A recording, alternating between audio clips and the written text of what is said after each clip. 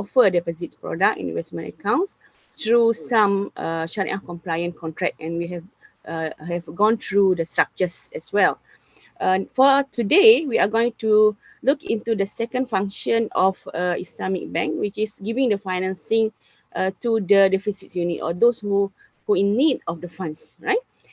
And for the next week and 3 weeks more, we will focus on the second part, which is the financial markets, or focusing on the capital market, inshallah. Okay, so a little bit on the background of the Islamic financial products before we go to the types of Islamic financing.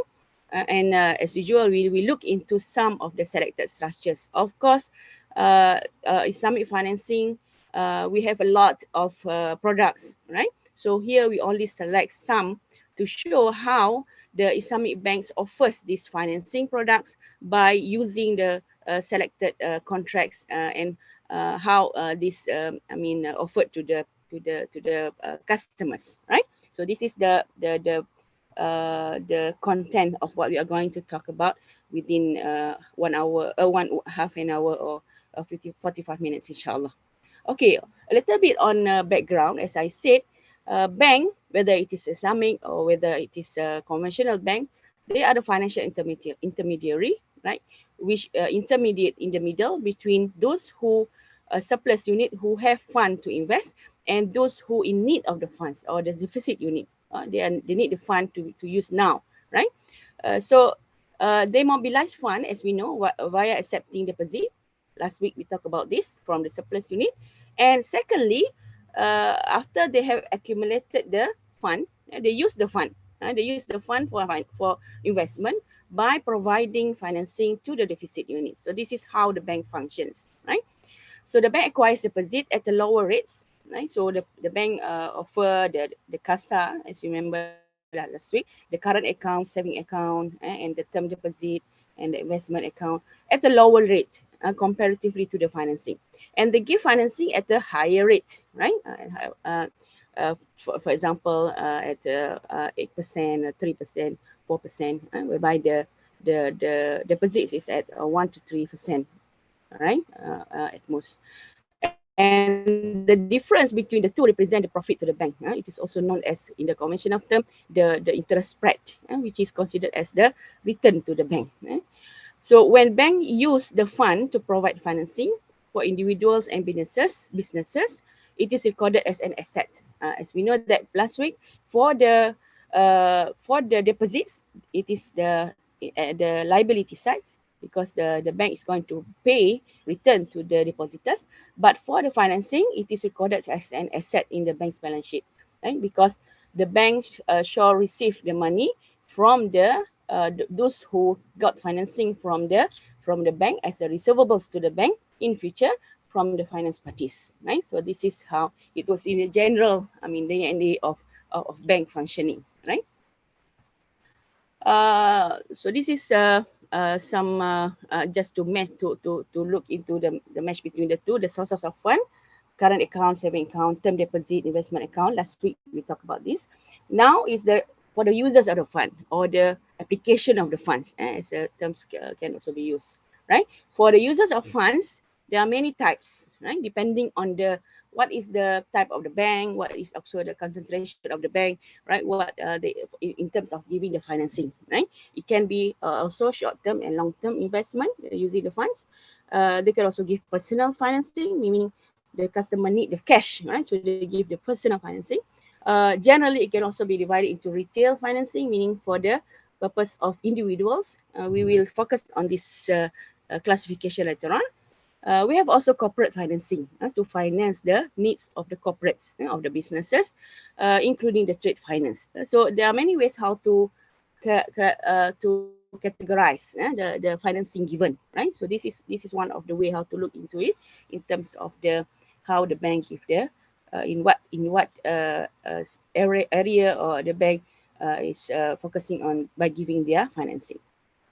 Type of Islamic financing, like the conventional, also generally. So this is one of, as I said, there are many ways how to categorize. Generally can be divided into retail financing and corporate financing, right? For the commercial banks, right? For the retail financing, it means it is the main emphasis is on the individual customers, like people like us, right? For example, give personal financing, those who need the cash, right? For several purposes or for personal purposes. That's why it is called personal financing. They don't want to specifically buy specific goods or assets, but they need the cash for their personal purposes, right? Home financing, for example, I think many of us involved in this. Auto financing, I mean car financing, vehicle financing, credit cards are some of the examples of retail financing. So these are the first category. For the second category, also very important for the bank because in terms of the volume, this is considered as a larger volume and the bank is making profit on this. Caters for the specific needs of the business community, right? For example, a company needs a working capital, for instance, uh, to proceed with their daily business. For instance, they need to buy certain asset or machine for their business, or for example, they need to finance some of the project they got from the government, for instance, or from other parties. So they need the financing to finance the projects they're going to complete. Without the financing, maybe it is very difficult for them to complete the project, for instance, right? So these are some of the examples. In addition to debt base, so for the conventional, mostly they will go on debt base. I mean, to give the corp, they give loan to this not only the corporate but also the retail, they based on the loan given on interest basis, right? But for the Islamic, in the case of Islamic, there are varieties of structures that we can use depending on the intention of the parties, what are the needs of the parties, also what they want to achieve from this financing, right? So in addition to that base, right, in Islamic financing also we have debt based, particularly those based on sale based product, right? For example, on a murabahah basis, this is considered as debt based. But in addition to that, in some cases, we also offer lease based, for instance, right? Particularly when the customer want to acquire some machine, for instance, right? For example, a person under the retail want to purchase a car, for instance. So this can be done through lease based, and also equity-based financing. Even though it is not very popular due to the risk factor and the requirements from the regulators factor, it is not popular, but it's there, right? In some occasions, we do have the equity-based financing. What do you mean by equity-based financing? The banks share with the customer their risk and uh, the ownership over the project, for instance, right? And therefore they share the risk with the customer, right? We will look into some structures later on. Example for corporate banking, for example, term financing, financing for a certain term period, working capital, right?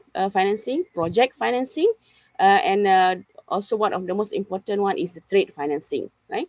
For example, the corporates want to import goods from the overseas, so they will need the letter of credit, for instance, right?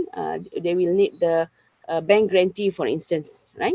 And also some financing in this aspect in order to facilitate the trade, all right? The trading activities of the corporate. So they will need this financing, right? This is, as I said, the general classification, because our discussion later on the structures also, we will choose some from retail and a case from corporate, inshallah, just to exemplify and to show how this can be done or can be offered by the Islamic banking using the Sharia compliant contracts, right? Which actually we have varieties of it, not only by giving debt base. In compared to the conventional, they have only the debt base based on loan with interest, of course.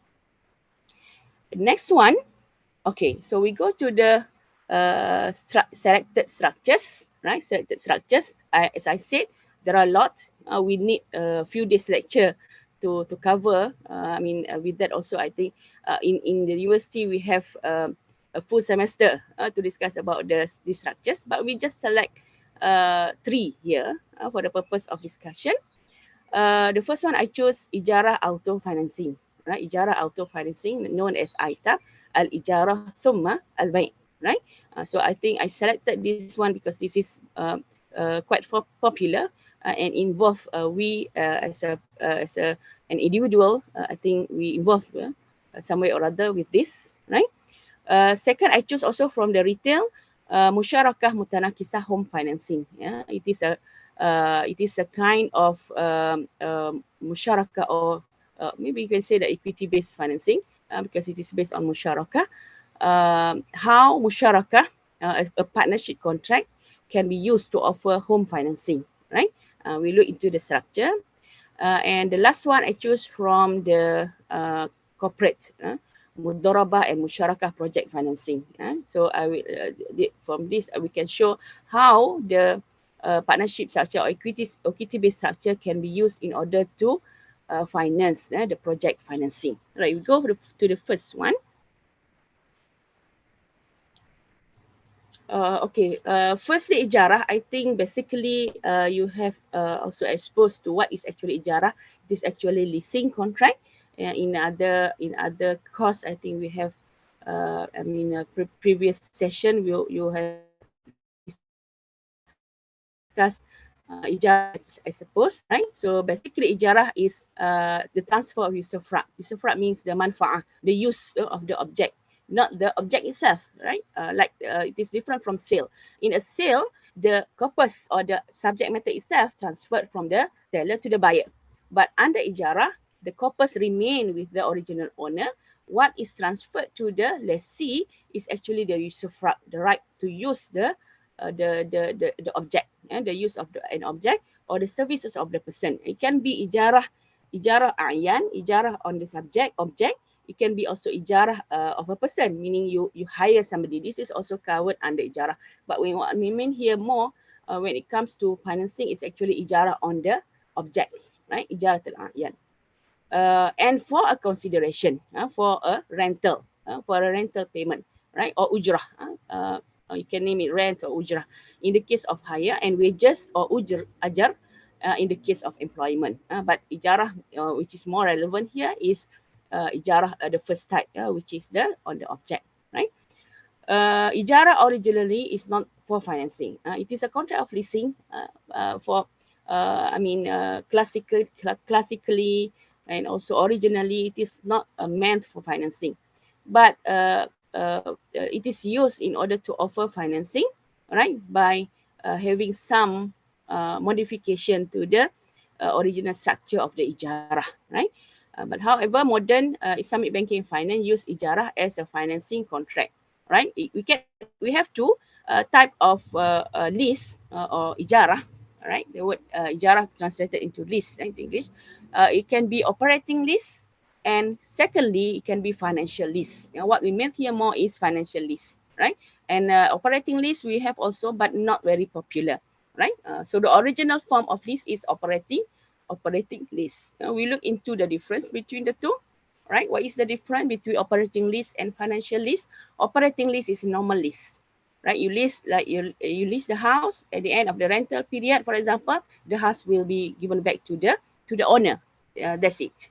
But for financial lease, the main difference is that for the financial lease, at the end of the rental period or the leasing period, there are some other akad, right, which will be entered into between the parties to transfer the asset. All right, so it is actually hybrid, right? Hybrid contract whereby it started with the lease first, right? At the end, the institution, financial institution or the bank, all right, will transfer the ownership to the customer by entering into another ownership transferring contract. Right? We will look into that. Operating lease, bank lease the asset to the customer for specific time. For example, the company need photocopy machine, for example, a lot of photocopy machine, right, for 5 years, for instance, right? So the bank will buy the photocopy machine and lease it to the company. with a certain rental, right? At the end, the machine or the photocopy machine will be transferred back to the bank and will be leased to another party. Asset will remain as the property of the bank. At the end of the period, the lessee will deliver the asset back to the bank. Relatively short time, normally on the use of equipment, right? Charges is normally higher because the bank purchased the machine and having the risk on the machine, ownership risk on the machine, and therefore, in order to cope their investment and get the profit, they will charge higher, normally higher lease, right?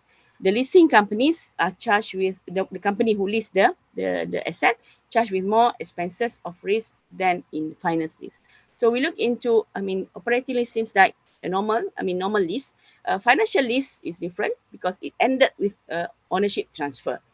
So it needs combination of various contracts entered into between the parties separately, right? So this is a requirement that you cannot combine together. You enter into the contract simultaneously, cannot one after another. You enter into ijarah first. At the end of ijarah, you enter into another contract to transfer the ownership.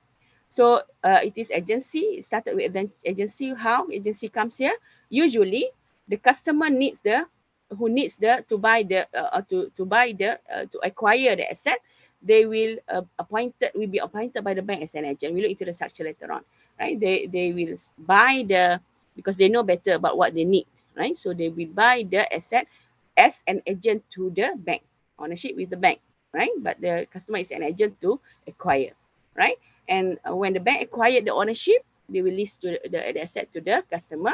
And at the end, say for example, the leasing is for 10 years. At the end, after the 10 years, it will be transferred whether by sale. This is normally a token sale, for example, by paying 10 ringgit, for instance, right? Or by merely giving the hibah, right? The customer is appointed an agent to purchase, bank list the asset. So the transfer of asset to customer. At the end, call option for the customer to purchase the equipment after the lease. If it is by purchase, at the end, there are a wa'ad actually, a wa'ad only. Wa'ad means the promise, right? It is not a sale yet, right? It is only a promise to sell, right? The customer promised to buy. At the end of the 10 years, at the point of the financing, right? At the beginning, the customer only promised to purchase, wa'ad, or promise to purchase the asset. The promise of purchase is not a purchase yet.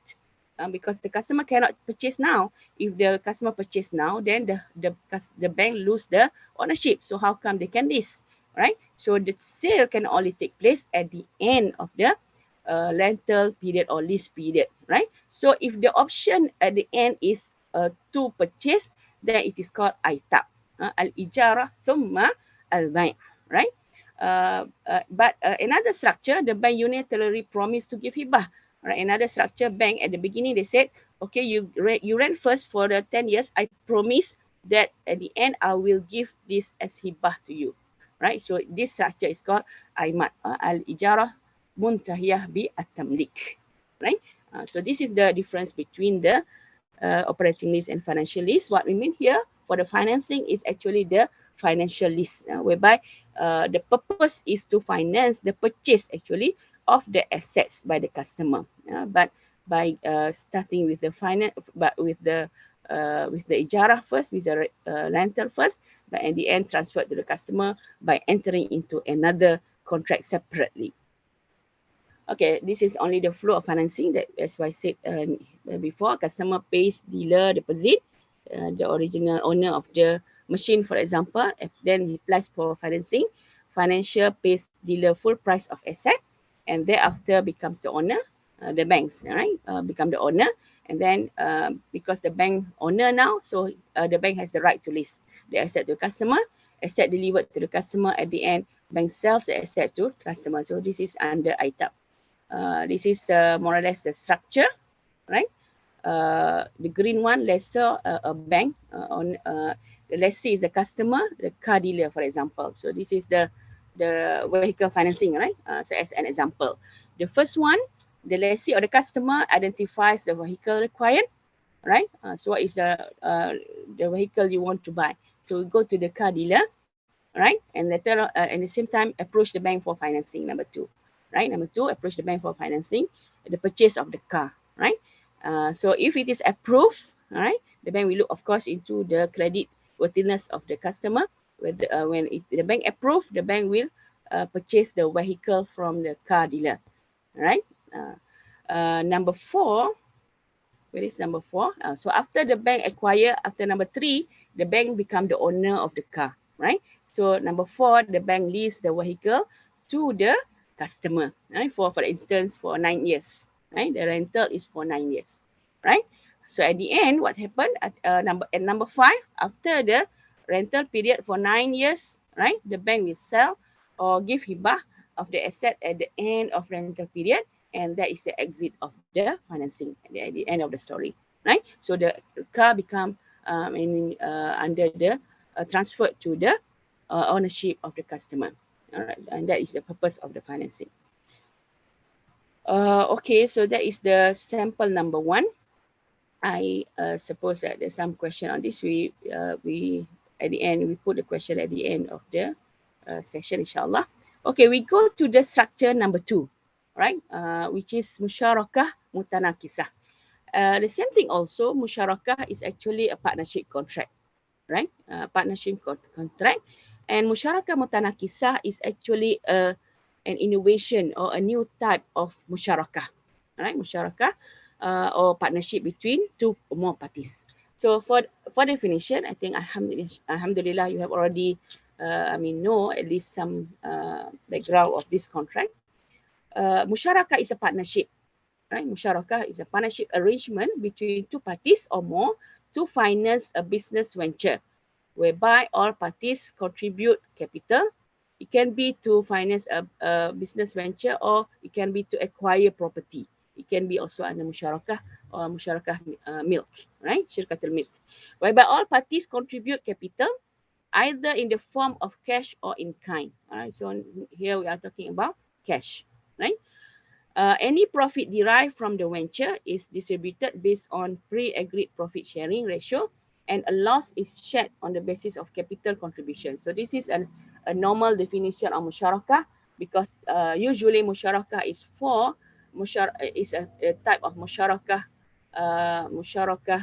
for business purposes. So this is a definition of musyarakah, right? So there are some profit element, because this is a business venture.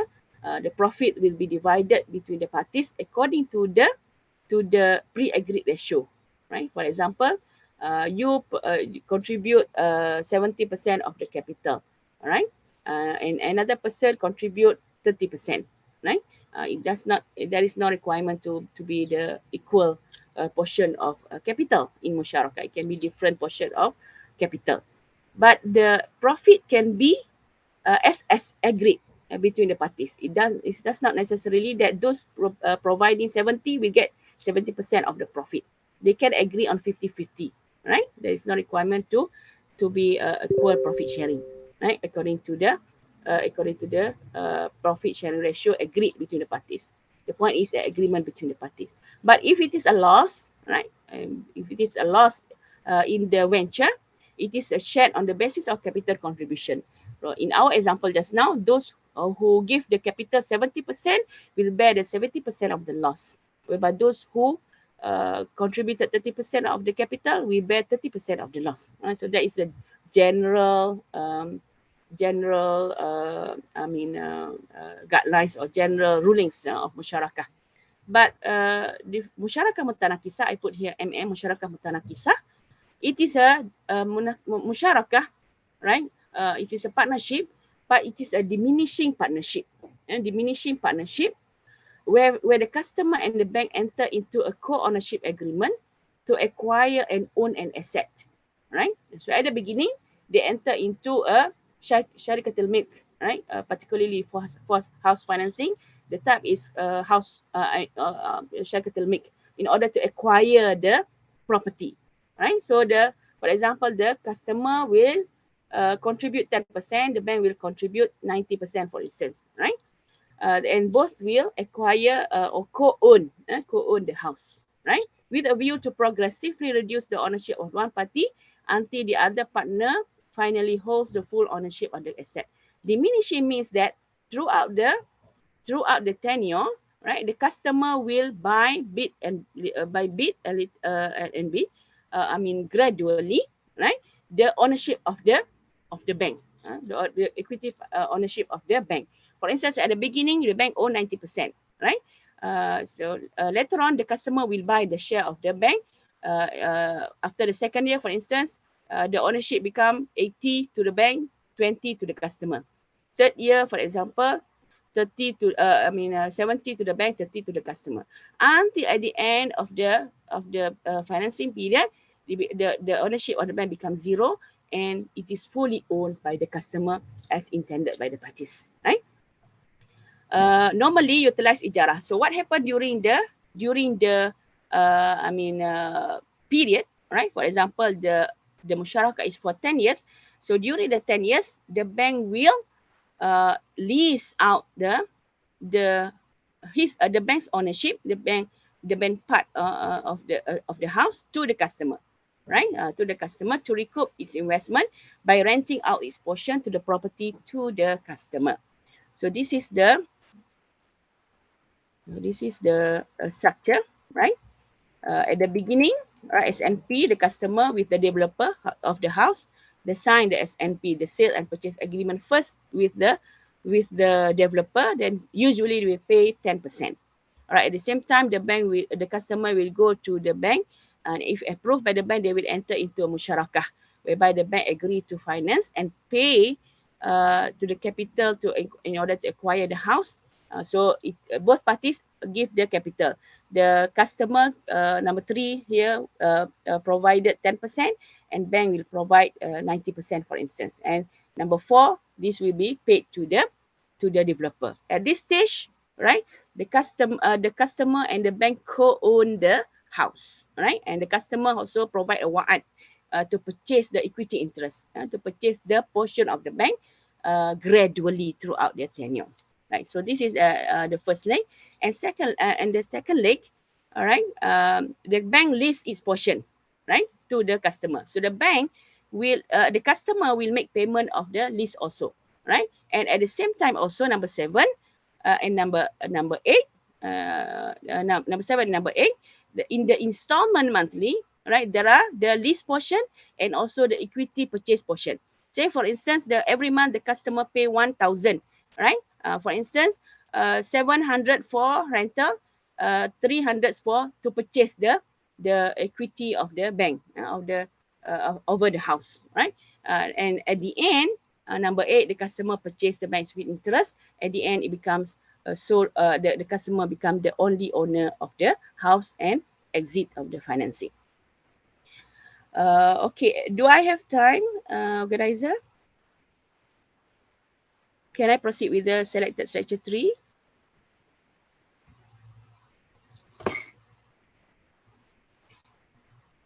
Brother, can I proceed? Brother Syed? So I think I just proceed. For selected structure 3, this is, as I said, example for corporate financing. I just select one, which is project financing. The customer have a project and in need of financing, in need a fund in order to proceed with the project, right?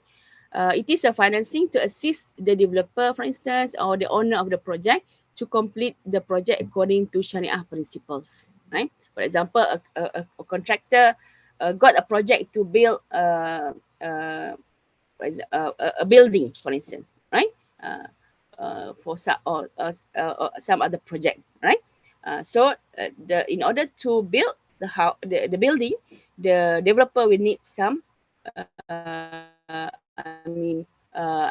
fund, right, in order to proceed with the development of the house, for instance, or the building. Normally in project finance, the cash flow from the project is the sole source of repayment, right? So the one who requested the developer to build the building. For example, government, right? Government accorded the project to a developer, for instance. Then there is a flow of payment from the government. So that flow of payment is actually will be the source of payment for the financing, right? Usually secured by project-related asset. So it is normally secured. For the perspective of the bank, the payment is actually secured. Of course, upon completion of the project, the government, for instance, or the parties who granted the project will make payment, right? And the payment will be partly dedicated to pay for the financing. So in conclusion, an Islamic project financing is a scheme to finance the cost of construction or manufacturing, as the case may be, whereby the mode of the financing, the way how it is given to the customer, and the purpose of the financing as well, right? The purpose of financing also must be Sharia compliant. So, for example, if the purpose of the financing is to construct uh,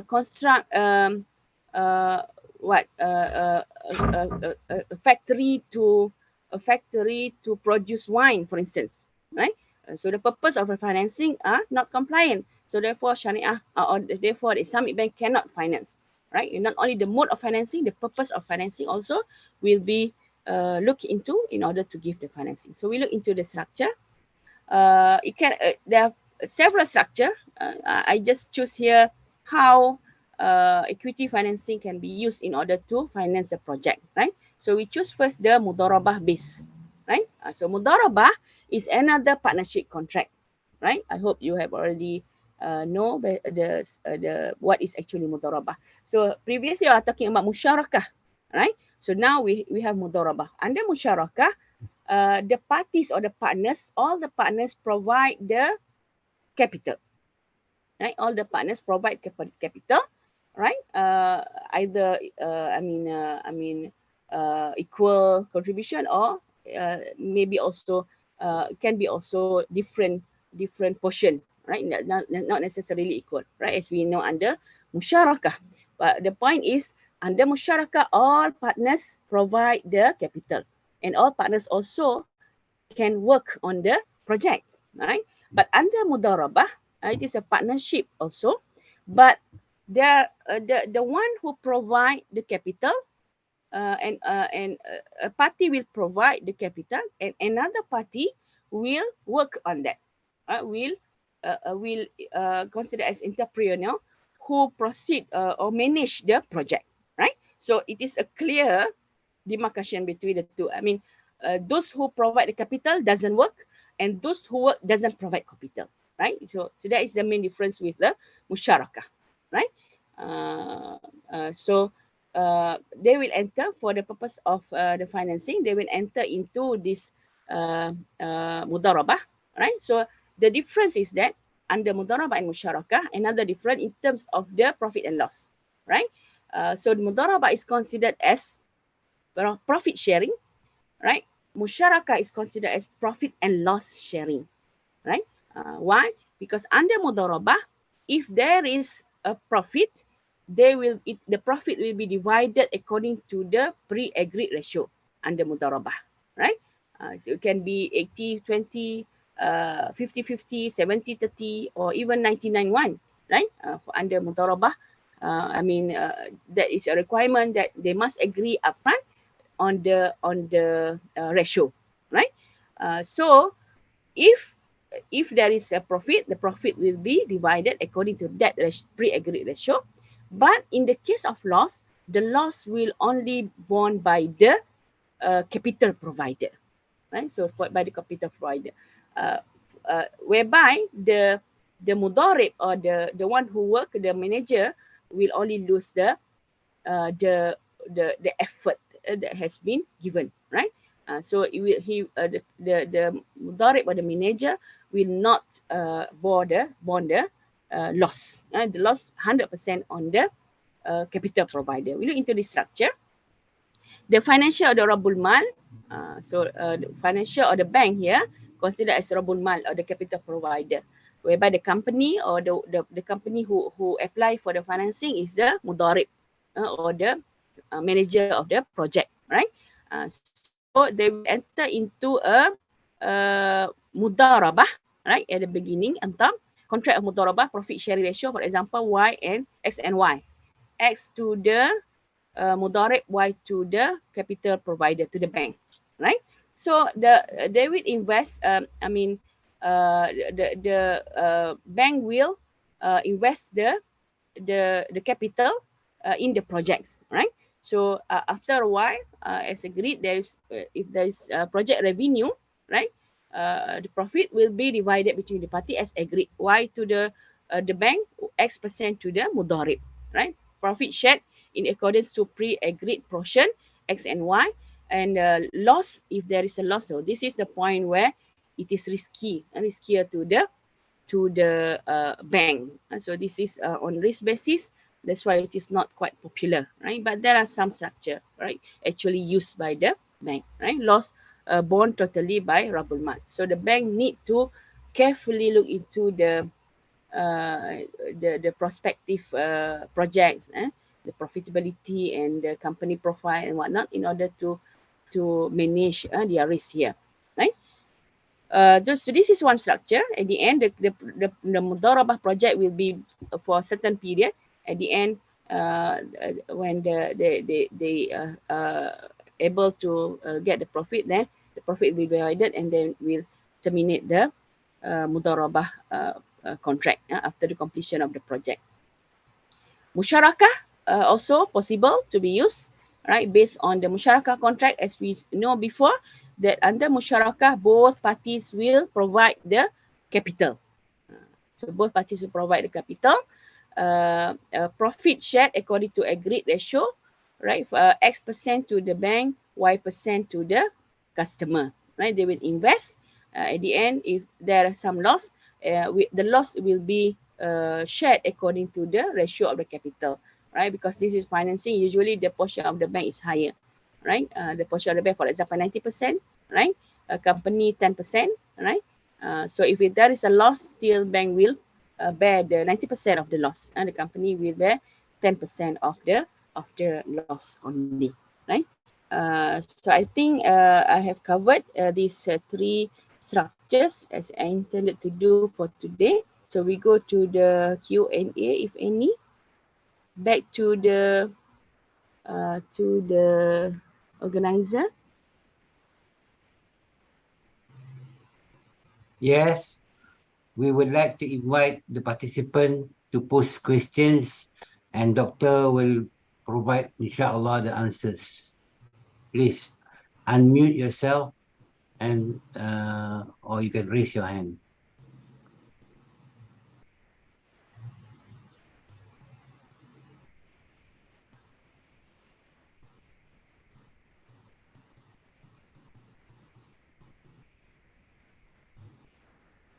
I think we have a question.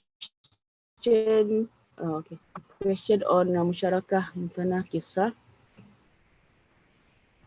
Can we go to the first one first?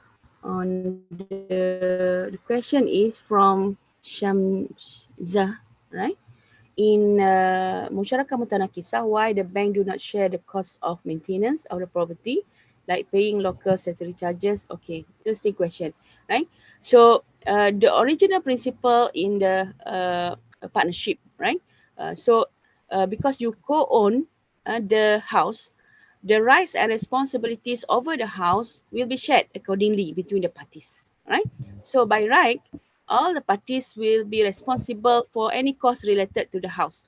For example, you mentioned here the uh, statutory what?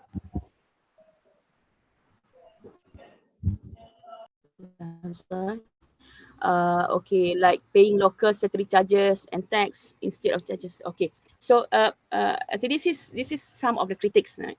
Because some says that it is a musyarakah, but it doesn't act like one, right? Because the bank, I think in their agreement they agreed that one of the parties will, or the customer in that case, will be responsible for the payment, particularly because the customer is actually renting the part of the portion of the bank, throughout the tenure, right?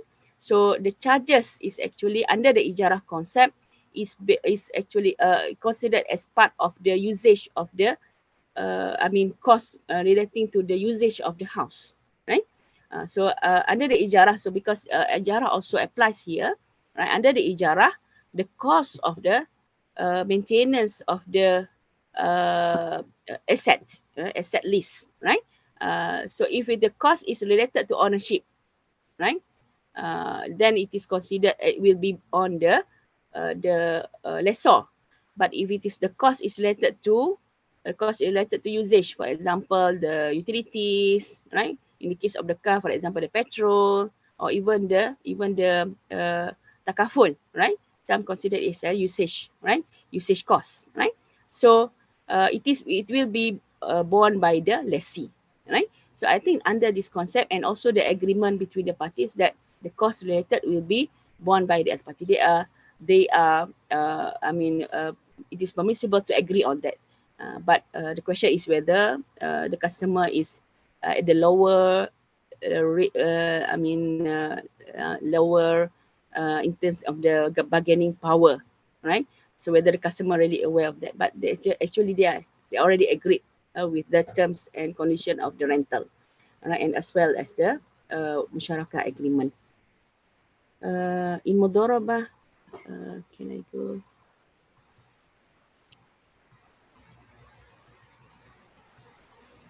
I have answered on the MM. Second, quite long, from Faiz. Regarding Islamic bank accepting deposit from non-Sharia compliant sources. So this is for last week lecture. Boarding process. Right, purpose account, source of wealth, source of fund. Okay. Does it allow body this customer case 2 gambling? Okay. The question is mainly on the source of fund, right? This is related to deposit taking for last week lecture. Deposit taking. All right. When the customer come to you to open an account, right? To open an account, you will do the KYC. I know your customer. Checking, right? Know your customer checking. So what is actually you work with which company? If it is a account for the company, what is the business of the company? All right. So the rulings in the case of Malaysia, the Bank Negara, there is no requirement on the bank to acquire into the source of fund of the depositors, right? Say for example, the customer is working with the Carlsberg, for instance, right? Non-Sharia compliant company. Can you open an account for the customer, right? For in terms of the individuals, the bank is allowed, right? Because we are dealing with the money. The money is actually, owned by the customer, and he want to put the money with us. In terms of the obligation of the bank can take the deposit, but can be different with the companies, right? Whereby if the company open the account, CASA account for example, for the purpose of make payment for the purpose of their business, so that will be different, right? The bank is contributing to the business of the company, right? But originally, the original ruling is that if there is not it is not transpires, there is no obligation of the bank to inquire further into what is actually the source of fund, right? So I think that will be the answer. It is actually a question asked usually at the stage of whether to accept the deposit or not. So this one is, we know if the company, for instance, when they apply, they will give the company details, and then we know whether we accept or not, right? But if the account is actually, open and under the other for instance, and it is put under the existing account in the ATM, for example, or it is not transpired, so there is no obligation of the bank to investigate further, right? So I think that will be the answer for the question by Faiz. In mudarabah and musyarakah, when the profit should be shared by both parties, since the first project revenue is collected or until the accumulative uh, mal invested by Rabbul Mal in Mudharabah or by both parties in collected. The profit is actually the actual profit. The actual profit, realized by the project, right? It's not by collecting before the venture is started uh, and completed and realizing some profit. Then that is actually the stage whereby it is shared between the parties, right? So they can agree in the agreement when it's actually the point to divide the profit, right? Usually in the uh, for the project financing, the duration will be in accordance with the project duration. If the project duration is 5 years, the mudharabah and musyarakah will be for that particular period, and the profit distribution also will be agreed upfront. For example, they will agree to distribute the profit every 6 months, for instance, or every 1 year, for instance, and that is in accordance with the agreement. But the point is that it must be the actual profit, right? Actual profit realized by the venture, then only it can be divided between the parties. Do we have any other question? Yes, How, Jamal. okay, Jamalia, how Mm-hmm. actually, I will answer if I can, but if not, I just, refer back, inshallah, later we'll answer. How actually the BLR work and why Islamic banking apply BLR as well. When the conventional bank increase interest, the Islamic bank also doing the same. Another point why loan for Islamic loan expensive than conventional that cost majority Muslim pick conventional bank. Thanks for okay. This is the way how um, Islamic bank charge, right? We look into the structure, all right? For instance, for the ijarah financing, right? Ijarah financing, how the Islamic bank charge, right? So the charging is actually by managing the rental, right? And this how, you want to rent your house, so you need to know the rate. What is the rate to charge the rental of your house? All right. So the question of rate here is always the issue and the critics on the Islamic bank, right?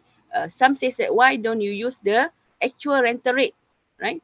The house in Kuala Lumpur is higher rental than the house in other parts of the country, all right? For instance, according to rental rate, all right?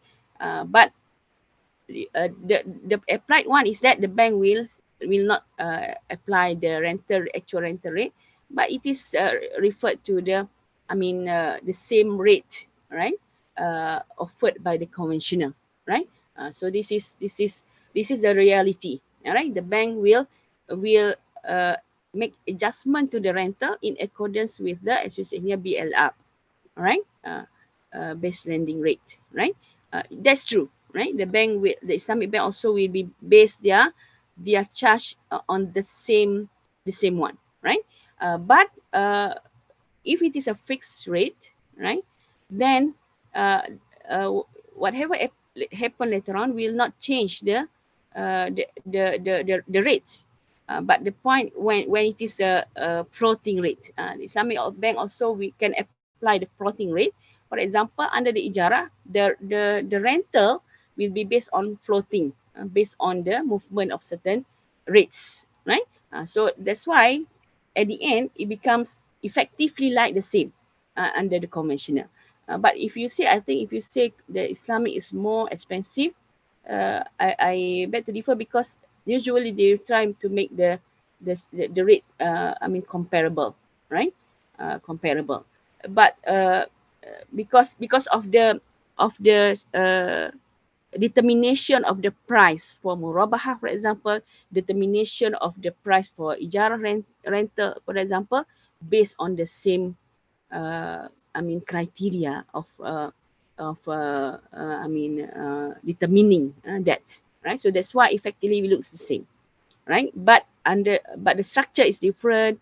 The contract is also different in terms of the when default happen, right? The customer cannot pay. Then you can see the difference whereby under Islamic, you cannot charge more than what agreed. Right? But for the conventional, right, as long as it doesn't pay, the interest will continue, and it doesn't have ceiling for that, right? But for Islamic, it is the ceiling is on the pre-agreed agreement. If it is under murabahah, the ceiling will be the murabahah price, right? You cannot charge more, right? So that will I mean, the difference will be seen more. With you can feel the difference upon that point, right? I guess that's my I can respond to this. Uh, where were we?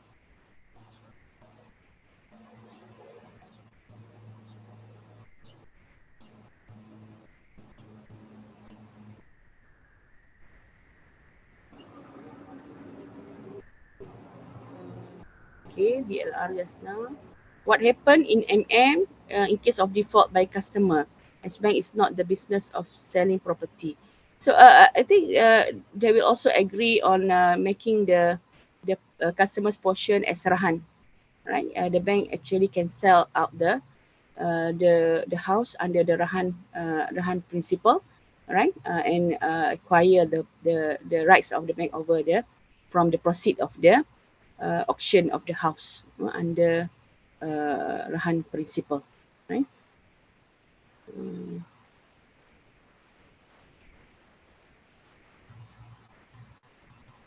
okay. In mudarabah and musyarakah, when the profit should be shared. Okay, this is done. BLR done. Hmm. That is some of the critics. Case of default. Mudarabah, how is this Islamic without sharing loss between the both parties? Mudarabah, uh, the principle of mudarabah is that the loss will be on the one who provide the capital. And because mudarabah is considered as an amanah, it is an amanah contract, right? So in a trust contract whereby the capital provider entrusted the fund to be given to the manager, all right? So because it is on trust, it is will not under guarantee, right? So that's why it is not popular, because the moral hazard nowadays, right? There is no more trust, because the bank cannot more trust parties easily, right? So that's why it is quite difficult to be applied, right? So that is a principle. The capital provider will lose the I mean the investment, the capital in the investment, whereby the mudarib or the manager will lose the effort, right? The manager also they work throughout the venture, right? And they will get nothing, right? So they will not, and then mudarabah will not get the ujrah. Their income is from the profit, if it is a profit, right? And if it is a loss, they will lose the effort. I mean, in managing the project. Could you please explain once again mudarabah? How is sharing? Okay, I think it's covered this. The same question. Seeing the Shahril has helped me to answer the BLR question. Thank you. I think that's all there. The disadvantages of musyarakah mutanakisah versus tawarruk financing for housing. Disadvantages of musyarakah mutanakisah. Tawarruk is considered as the sale-based contract, whereby for the perspective of the bank, it is more secured, right?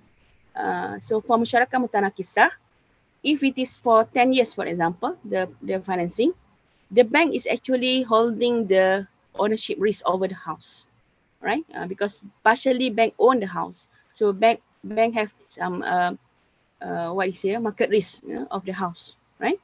But for tawarruk, at the beginning, at the time of the financing, you give the financing through the tawarruk, and the liability of the customer to pay for the tawarruk established, right? Whatever happened, all right, the house, for example, is not completed, right, will not be the responsibility of the bank anymore under tawarruk.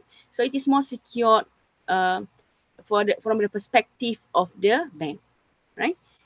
So that's why MM become less and less popular in Malaysia.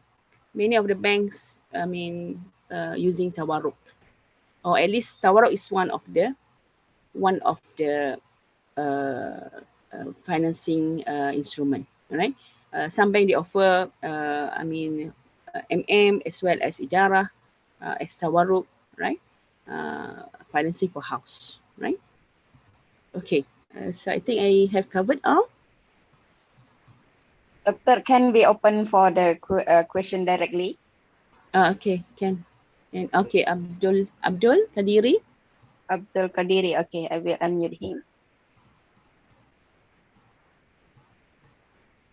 Okay, Abdul Kadiri, you can open mic. Assalamu alaikum warahmatullahi ta'ala wabarakatuh. Thank you for the opportunity, Doctor. My question is very long. That's why I could not type it. I have a friends that normally got businesses with the offices and government. So normally when they got the business, they will now come in and ask us and ask for financing.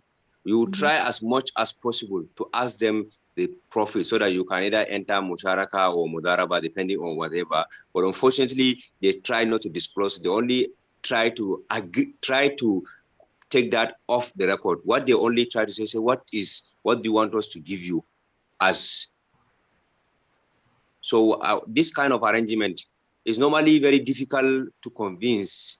So, but later on, you just have to, because you can continue holding your cash or your asset or your resources without making the investment, because by the end of the year, you have to remove zakat and other things. So you find that very tidy but dicey, but we don't have any option than rather to just agree with them and give them. So I want to know, under which category can you categorize this kind of arrangements? That's true, because under this structure, as we said, that equity financing, it is very risky on the part of the bank. The bank need to very carefully look into the profitability of the project, whether it is viable, right? Whether at the end it will not be abandoned, for instance, because bank is actually using the fund of the depositors, right? The bank cannot merely give and at the end have loss, right? So that's why the bank have to manage the risk, right? The bank has to manage the risk. That's why not all the application will be approved, particularly under this type of structure, because the risk of the bank is very huge, right? So the bank will usually finance when the bank, in the risk factor, they are really feel secure, then only they will go into this kind of venture. So under the corporate financing, when they usually when they trusted the company is a good standing company, then only they will come into this specific venture and agreement, whereby the bank can manage the risk, right? So therefore, not all the companies, especially the SMEs, right? The SMEs, the small company, all right, with no good track record, right? It's very difficult to get this kind of arrangement. I agree, right? So we need to understand the bank also, the risk the bank is holding, because they are investing depositors' money. They are also investing the shareholders' money of the bank, right? So they need to be very careful. We need to understand that, because the bank is the profit-making company. They have the bottom line to fulfill. They have to pay for the depositors. They have to fulfill the aspiration of the shareholders and whatnot. They have the liability on that, because they are profit-making company, right? So what is the option? I think people are talking about the social financing, right? Social financing, particularly with the COVID-19, right? Many of the SMEs, particularly, they close business or they're having problem because of this, right? So many talks about the particularly for Islamic bank to go for another aspect to utilize what we call the social finance, right? Particularly from wakaf, from sadaqah, right? So there are actually in Malaysia, as I know, some of the structure with this, particularly to help the small business, right? So I think it is ongoing, right? Particularly COVID, one of the what we call hikmah of COVID, right? Allah, why Allah sent us COVID, many lessons that we can learn. Islamic Bank also can learn something. There's something which is special for Islamic Bank, which we can do in order to help the people out there, and not only just to offer the same product like the conventional, right? We have something like we call zakat, sadaqah, and wakaf. We do in Malaysia. Some of the banks, Islamic Bank, focusing on this, right? I cannot talk about the banks outside Malaysia. I think they also some effort done through the same line. Abdul, I hope I did respond to you. Thank you, doctor. And then we have because today we doctor replaced with Prof. Prof. Abdulhamid. 10:20 or something. Yeah. Thank you, doctor. We will open for the next question. Uh-huh. Abu Bakar Ahmad Musa. You can unmute yourself. Assalamu alaikum wa rahmatullah. Waalaikumsalam warahmatullahi wabarakatuh. Jazakumullahu khair, doctor. Here, I'm not asking a question, but based on what I have understand, based on my understanding with this course, it has been divided into 3 categories. So the last category here, for the past 2 weeks ago, we do not receive any lecture notes through our WhatsApp platform. So jazakumullahu khair. Yeah. There's no question, right?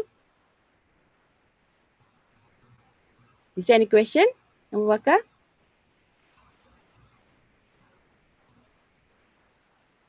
I think he's not giving any question. Okay, so we will open for the second. Shamimul Islam. Yeah.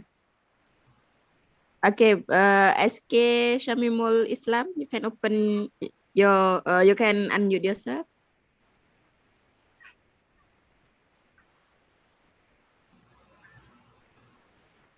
Shamimul Islam.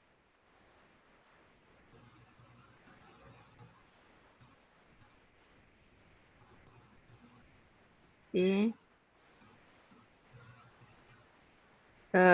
Hit his hand, but he went away. Okay. It's okay.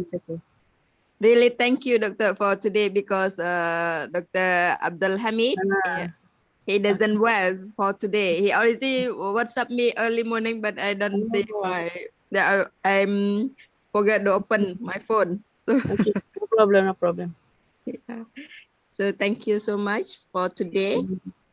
And actually, doctor, I forgot about the slide. Inshallah, in the last, then doctor can WhatsApp to me all the slide. Okay. Alright. Okay. So because no question anymore, and thank you. We hopefully all our participants can benefit from you, and thank you for your replacement for today. Welcome. To make our My pleasure. Alhamdulillah. Thank you so much, and have a nice weekend, doctor. You too. Thanks everyone for listening. Assalamualaikum. Waalaikumsalam warahmatullah. And we have a break, right? So yeah. Shahab? Yeah, we will have break until 11 o'clock. Today we have break early. Yes. Okay, see you all after this. Inshallah, we will meet again in the 11 o'clock Malaysia time. Jazakallah khair. Waalaikumsalam.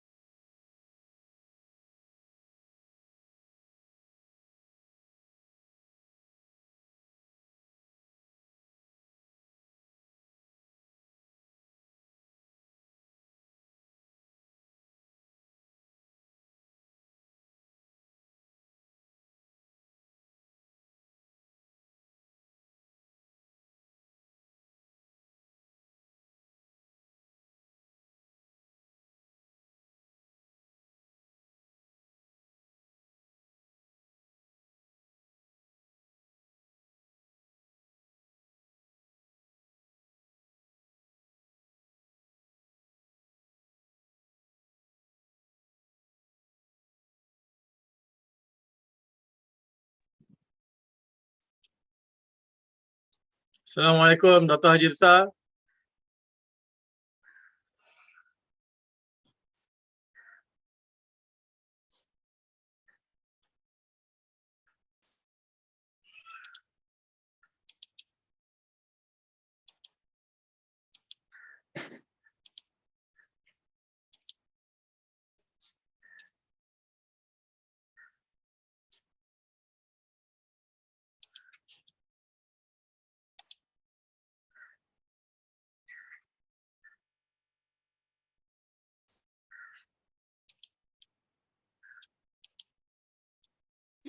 Dato' Haji Besar sudah masuk. He already in. Can you unmute him? Yeah, I'm already made him become a co-host. Yeah, it's not. It's muted.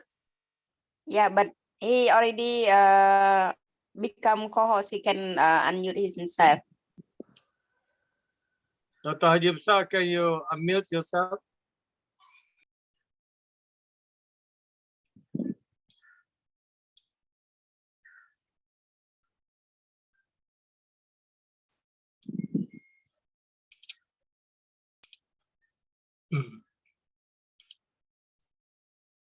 Are you ready, Prof. Haji Besar?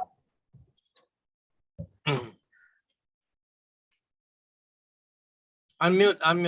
Assalamualaikum. Waalaikumsalam warahmatullahi wabarakatuh. Alhamdulillah rabbil alamin wassalatu wassalamu ala asyrafil anbiya'i wal mursalin wa ala alihi wa sahbihi ajma'in. Brothers, Professor Dr. Haji Besar, our speaker today. Brothers and sisters from all over the world, from Malaysia, Indonesia, from Bangladesh, from Pakistan, Nigeria, Singapore, and many others. I've seen some of the familiar faces, and there are 162 participants on Zoom now. Many others are following through YouTube channel and through the Facebook of IIIT. This morning you had a session with Dr. Akhtarzaite on the banking and financial market. Unfortunately, Professor Dr. Abdulhamid Mohamed Zaroum is not feeling well today, and he has given over his class to Dr. Akhtarzaite. So basically today you have one session in the morning, one subject in the morning, and inshallah next week Dr. Abdulhamid Ali Zaroum will do it 2 sessions. Last week, unavoidable circumstances, Professor Dr. Haji Besar was not able to be with us. His class was taken over by Professor Dr. Shaya'a Othman on the Maqasid Sharia, the application of Maqasid Sharia. So this week, Professor Haji Besar will cover 2 slots from now on until 12:30 for what he has missed last week. I think you all have been introduced to what he. And did you say your slide last week, Professor Haji Besar, last week? Yes. So I'm sure you had already the note given by Professor Haji Besar. So without further ado, I will call upon Dr. Haji Besar to present his lecture today. Welcome, Professor Haji. I'm still adjusting my views on the screen. He's trying to share the screen now. 1 minute, because I lost the connection just now. I re-enter back. Yeah. Sister Juwaria, our normal moderator, was not able to be with us this morning because she got caught in the jam. And in Malaysia today is the nomination day. So the election day will be on the 19th of November. And for some of you who have been in Malaysia, you know the situation. Hopefully, please pray for Malaysians. The situation will be peaceful, inshallah, starting from today until the 19th, where the candidate will go for the campaign in their parties. So today, of course, on the road is jam everywhere. People going for nomination. Sister Juwaria got stuck in the jam. Are you here, Sister Juwaria? Yes, Dato'. Please say salam to the participant. They are familiar with you. Yeah. Please say salam to everybody. Yeah, assalamualaikum to everyone. Make dua. Because yeah, please doa for Malaysian because today I went to send my son to the school and then stuck in the road outside there. The camping, how to say it in English that word. Yeah, so sorry for this morning. I should be the moderator for this morning, but then because of the stuck in the road outside there. So sorry. Inshallah, we will hear with the Dato' Haji Besar on his session today. And then Dr. Saya will not be together, right? Because Dato' Haji Besar will cover to replace for Dr. Haji Besar, Haji Saya last week. Yes. Okay. Dr. Haji Besar, are you ready? Dr. Haji, you can share screen first.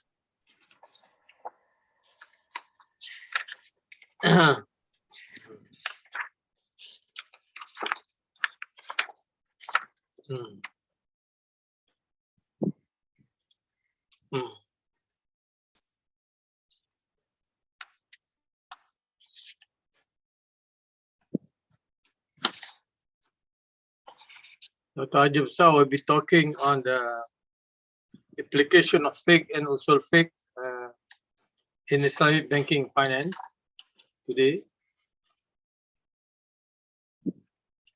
He has a very wide experience in the banking sector before he joined academic at the International Islamic University in Malaysia, and he was at the College University in Sania, and then later he joined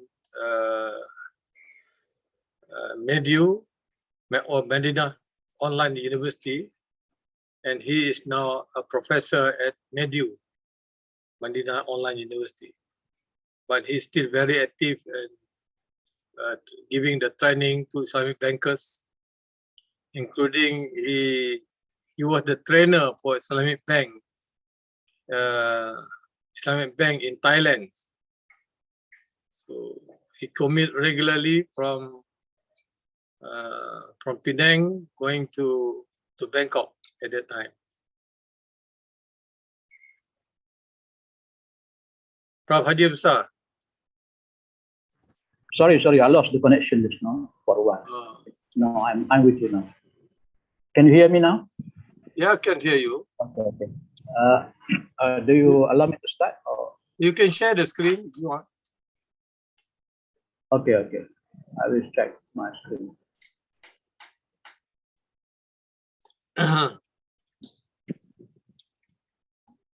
Can you see the screen? Yes. We can see it. Thank you very much. So, Assalamualaikum warahmatullahi wabarakatuh. And my special salam to my brother, Professor Emeritus, Dr. Jamal Osman, for his kindness to again invite me to join you all. I see a couple of hundreds of participants in this program since the last lecture which I had. And it is a very, very encouraging views. Alhamdulillah. I must extend my humble apology to all of you, especially Dato', for not being able to be with you last week because of some technical problems where I was outstationed. And today I would like to have two sessions just to cover what we missed last week for the continuation of my first session. Alhamdulillah. We are still talking about application of Fiqh and Usul Fiqh in Islamic banking and finance in particular, but not limited to the practices of banking and finance services only. We are going to look into all other aspects of Muamalat as well, in particular to see how the liberalization of Fiqh practices in those area of Muamalat, including those outside the banking and financing systems, outside the capital market, outside the takaful, insurance, and outside the money market, and so on. So Alhamdulillah, today I have prepared some of the material which I'm sharing with you now in terms of the content I wish to discuss today in about 1 hour, 1 hour and a half, inshallah. Basically, let us take a look at the dynamic of fiqh application in Muamalat. Classical fiqh, the classic fiqh versus contemporary fiqh. So this terminology actually is new terminology in the sense that it has been coined about a couple of decades ago, just to differentiate between what it was classical before, during the time of Prophet Sallallahu Alaihi Wasallam, the time of Sahaba, the time of the Tabi'in and Tabi'in, and what happened subsequent after that, okay, during the Khalaf time, before that Salaf time, Salafiyyah and Salafiyah time, whereby we are encountering, or we have encountered numerous issues, numerous, for example, problem regarding the Muamalat, which need to have a relook at the consensus which we had before, at the jurisdiction that we had before, at the application of law that we had before, so that we can address the problem faced by the Ummah in terms of maslahah, okay, and in terms of daf'ul mafasid, inshallah. Secondly, I would like to share with you. Yes, hello? Doctor, can you open full screen? Full screen. Okay. Slideshow. Okay, thank you. Yes. Okay, can you see now better? Yeah. Okay, good. All right. Realities in global Islamic banking and finance industry. This is what we must not forget. We have to remember that in the application of law, especially Islamic law, we cannot just look at the law per se, the sources of law, okay, the usul fiqh per se, and of course the fiqh per se, the extraction of istibat hakam al-Syariah, for example, without really looking at the realities on the ground. So when you appreciate what happened on the ground, then you are able to coin, okay, to istinbat, extract hakam al-Syariah, and to apply to it accordingly, so that it meet the purpose of the divine creation of humankind and also befitting the divine law as revealed by Allah Subhanahu wa Ta'ala. So here we have the spectrum of shareholders, perspective of shareholders, again, perspective of stakeholders. Shareholders, people who own the bank, who own the institution, whether capital market, whether retail, banking, or money market, and stakeholders, people who have interest in those institutions, especially the Muslims, the lawmakers, the supervisory authorities, regulatory authorities, the laymen on the street, people like me, the academicians, the scholars, and so on. So the views might not necessarily be similar, might not necessarily be construents of views, for example. There could be differences in views because of differences in interest, differences in the, for example, the requirement of looking at it. And thirdly, let us see how much can we harmonize the differences between fiqh ruling among the mujtahid. This is what we have discussed, okay?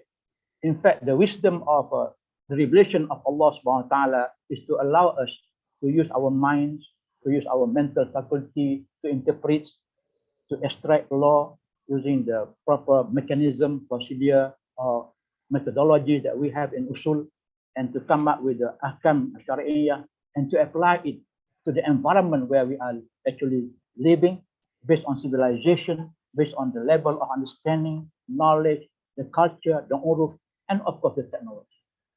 So here you can see the differences in practices, definitely in all regions of the world. In Besar, for example, Middle East and South Asia. In MENA region, for example, Middle East and North Africa.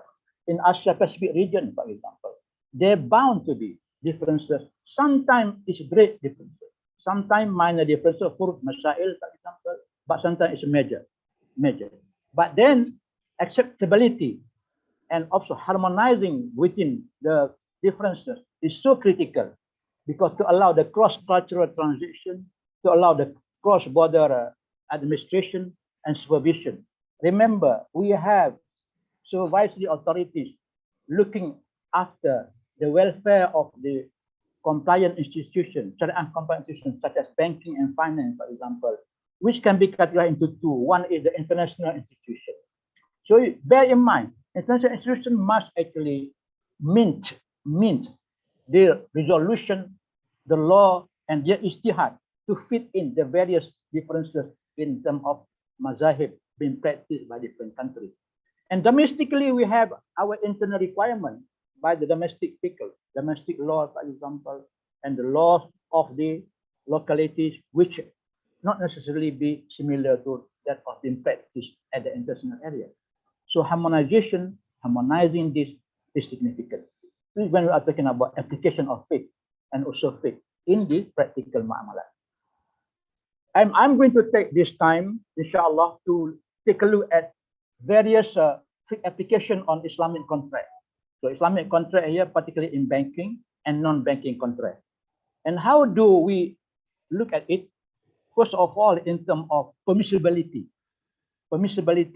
compliance, because this is very, very essential issues, which has been the burden of onus of it rested upon the lawmakers, rested upon the Sharia supervisors, Sharia board, Sharia council, the muftis, and then mujtahid, for example. And of course, being commented by the economists, by the academician, whether it is compliant or not, based on their own perspective. So how do we look at this? And yet, at the same time, we need to be competitive. Islamic banking needs to be competitive. Competitive, yani comparable with services and whatever is the product offered by conventional banking, for example. And we need to ensure the continuity of the system. We need to ensure that system is above all profitable, not only into compliance.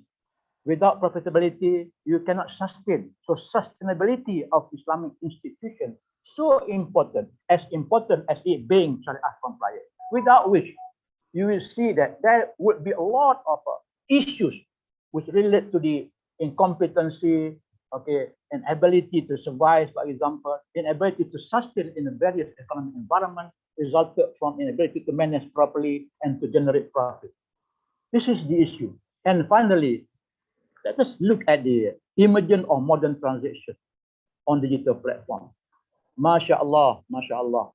When you look at this, it is never ending creation of new products and services, which come every day on the digital platform, where it really gives people who have the opportunity to invest, they will invest, but the problem will definitely penetrate into the mind of the scholars, of the mujtahid, of the Sharia people, Sharia council, Sharia board members, for example, in order to address how does fiqh ruling apply into this modern transition, which is actually available on blockchain technology, such as Bitcoin, for example, cryptocurrencies, digital assets, so much now, where the fiqh ruling are.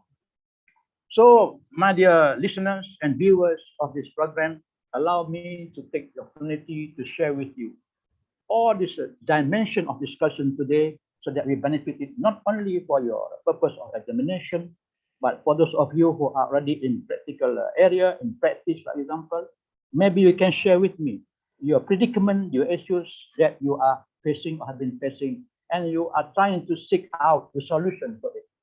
One of the fundamental observations which I have been making ever since I was in banking for 23 years, 24 years in banking, and in academic world as well. People in the industry generally do not have very much exposure to the Sharia knowledge. Okay, they are not Sharia scholars. People who are Sharia scholars, Sharia graduates, for example, Islamic scholars, generally they are never been exposed to operational banking. So you can see, the separation of entities here. It is very difficult to merge and mix between the two dimensions of people. One, scholars who had never been in the industry, one, the industry people who are not scholars. And yet we had to marry between the two. So very critical, the marriage between the two, to ensure that the application of faith resulted from the istinbat hakam syariah from usul fiqh is applicable. And then there is just the gap here. This is the gap which I have been observing for the last 30, 40 years. A banker like me, by training, I am not a Sharia scholar before, but I learn Sharia now. And Sharia people, even they are in the board, on the board of Sharia, they are not a banker. So the appreciation of the true operational environment will be somehow, somewhere restricted. So appreciation of it. And the banker, as a banker, they want to move on and on and on. They have to be competitive. They want to be, for example, you know, comparable to what the product and services offered by professional banks. They cannot be waiting. Islamic bank cannot be seen as lagging behind. So the pressure of moving forward against what we need to comply with, this is where is a great pressure. And of course, scholars, Sharia scholars and board members, they cannot simply pass new product and services without really examining the definition of the product, the issue of the product, the content of the product, the form of the product, the substance of the product, and the impact of the application. So this is where the time will come, hopefully in the next 20, 30 years.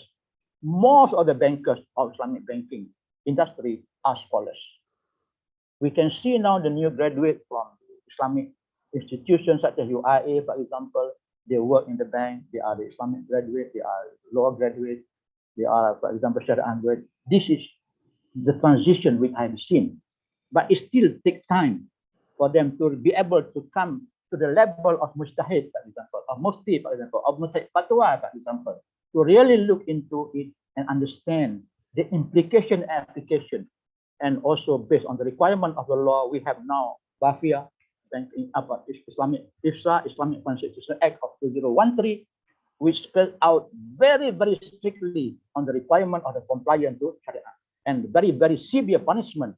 And of course, the instrumental punishment to the bankers and to the people on the board, should you at any time, for example, operate the banking and financial institution without Sharia compliance.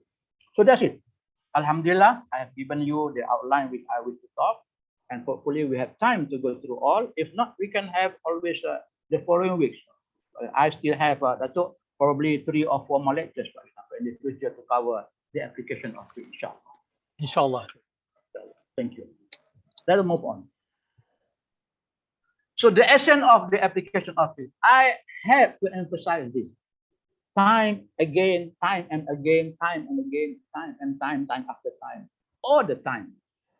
The essence is we have to ensure end-to-end compliance. There's no two way about this.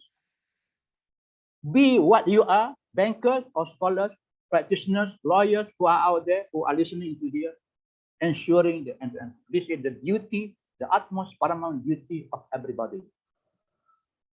But you must remember, people who are involved in banking industry, especially, they are not necessarily Muslim.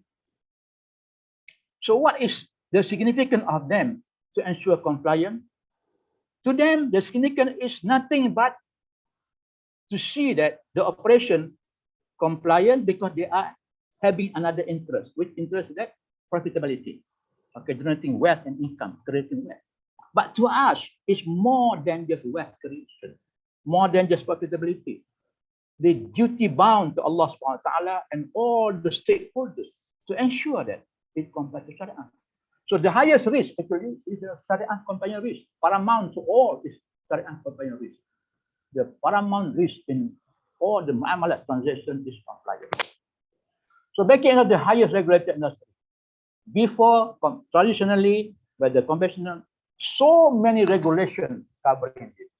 But now in Islamic banking, you have another paramount regulation, which is the Sharia compliance regulation. You have Sharia governance framework, Sharia risk management framework, which I'll share with you when talking about how does Fiqh application actually fit into this, the whole spectrum, the whole component of the structure. And ensuring full compliance to all available regulation framework. This is what I am referring to when I say highest regulated industry in the world. Banking is the most and the highest regulated industry in the world. No industry as highly regulated as banking. No. So regulation here, it can be internal regulation, external supervisory, and regulatory framework. We will discuss what is it about. And of course, the final effect and impact is the detrimental effect of non-compliant operation in IBS industry is hidden here. Non-compliant, detrimental effect of which it is regulated by most of the central bankers all over the world which practice Islamic banking, except for those banks which are practicing in Muslim minority countries, such as in Thailand, for example, in UK, in Europe, which have been there. And I see that because the law does not really impose upon regulatory requirement or compliance requirement, then you see, the distortion of the application of Sharia and application of fiqh in many of those contracts. And I have to share with you now before I forget. In some countries, I would like to mention in Thailand, for example, bank in Thailand executed 2 contracts. One is Islamic contract, another is conventional contract. This is the application of it. Why do they have to execute 2 contracts?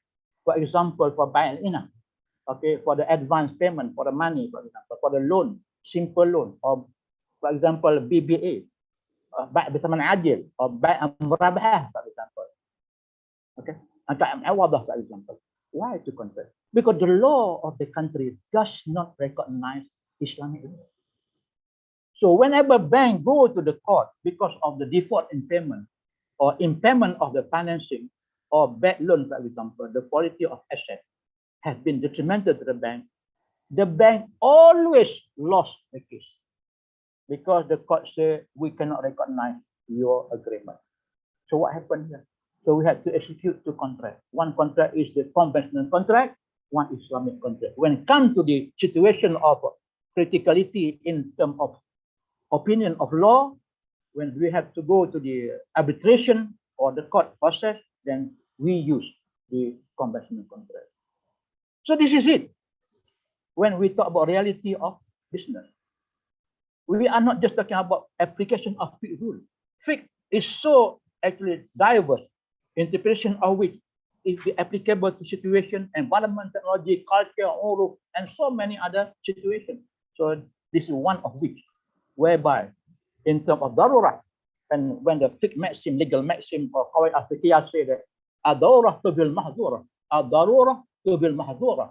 When you are in a critical situation, when you are in emergency, then permissible for you to circumvent certain act or action which come from you originally can come out to forbidden, but it can be permissible. Ad-darurah tubil mahdurah. Okay. So this is the message which I would like all the audience, if possible, even you are the practitioner, the banker, the Sharia scholar, to bear in mind. This is our utmost responsibility and duty to ensure this. Let us look at the next one. Regulatory supervisory authorities in the state. You look at external regulators. These regulators, they create regulation above and above the conventional regulation. And regulation created generally in conformity with fiqh rulings. Okay, fiqh ruling, conformity with regulation. All right, there's no separation or in isolation between fiqh ruling and regulation. It cannot work in that way. For example, the central bank of all over the world, especially the Islamic majority countries such as MENA region, Besar region, Asia Pacific region, for example, they have Islamic Financial Services Act in Malaysia. We have been transitioned from 1983. We had Islamic Banking Act, the first one. When I started Islamic Banking in 1984, I was very, very small officer there, and I see the Islamic Banking Act of 1983. So in 1984, I did my master in Islamic banking, and of course, that's where I started to learn the intricacies, the issue, and the problem facing Islamic banking as far as the practical aspect is concerned. So this is the law, IFSA, and other resolution, other regulatory framework, for example, Sharia, Governance Guidelines of Act, Risk Management Act, and so on. All these are consistent with fiqh ruling, consistent with the original extraction of law the maxim, okay, the mechanism, and of course the methodology of extraction, or what we call Usul al-Fiqh. Okay. Islamic Financial Service Board. This is international regulation based in Central Bank of Kuala Lumpur. The Secretary General is my friend and Dato Jamil good son, adopted son from Najera, Dr. Bello Lawadam Bata is the Secretary General. Producing, creating, understanding so many regulatory frameworks, especially IFSB 10, which is based on my PhD thesis before. It's an on-Syariah governance framework. Why do we need this? Because we want to ensure all conduct, operation, transaction of all the banking system, capital market system, takaful, money market, and all related activities, products, services, the hybrid of which present, past, and future must be Syariah compliant based on the governance framework. So this is not an easy task. So when you can appreciate how difficult it is to really blend the requirement of fiqh into the practical application. To the layman, to the customer, they may not see this. But to the people in the industry, they see how difficult it is. At the same time, we are being pushed and pushed and pushed to progress, to move forward, to make a market dominant, to control higher market share, for example, to make profit to the shareholders. This you just imagine, you know. And we have IOFI. IOFI set a very, very stringent standard on many of the operation of the bank. Okay, accounting, auditing, for example, Islamic financial transaction, Syariah standard 201, Syariah standard. IFA, okay, International Islamic Fiqh Academy, Jeddah Fiqh Academy is another body which provides look into the significance of application, the validity, the permissibility of most of the contract, the product, services, especially when we are encountering the new issues, new dimension of the product domain or product spectrum, for example, as a result of technology, as a blockchain technology, including that of, for instance, Bitcoin, Ethereum, for example, blockchain, cryptocurrencies, NFTs, non-fungible token or asset, digital asset, and so on. Something so never been imagined before, never crossed our mind, okay? Which never been part of our. I have lecture now. So this is the international, and then BCBS, Besar Committee for Banking Services. Committee. This is the great godfather of all the banking. They regulated every damn thing regarding that, including risk management, Syariah management, including all this oversight on the governance, for example, in terms of liquidity requirement, capital ratio, all kind of things. But above all this 1, 2, 3, 4, 5, the fundamental objective is to ensure compliance, ensuring compliance.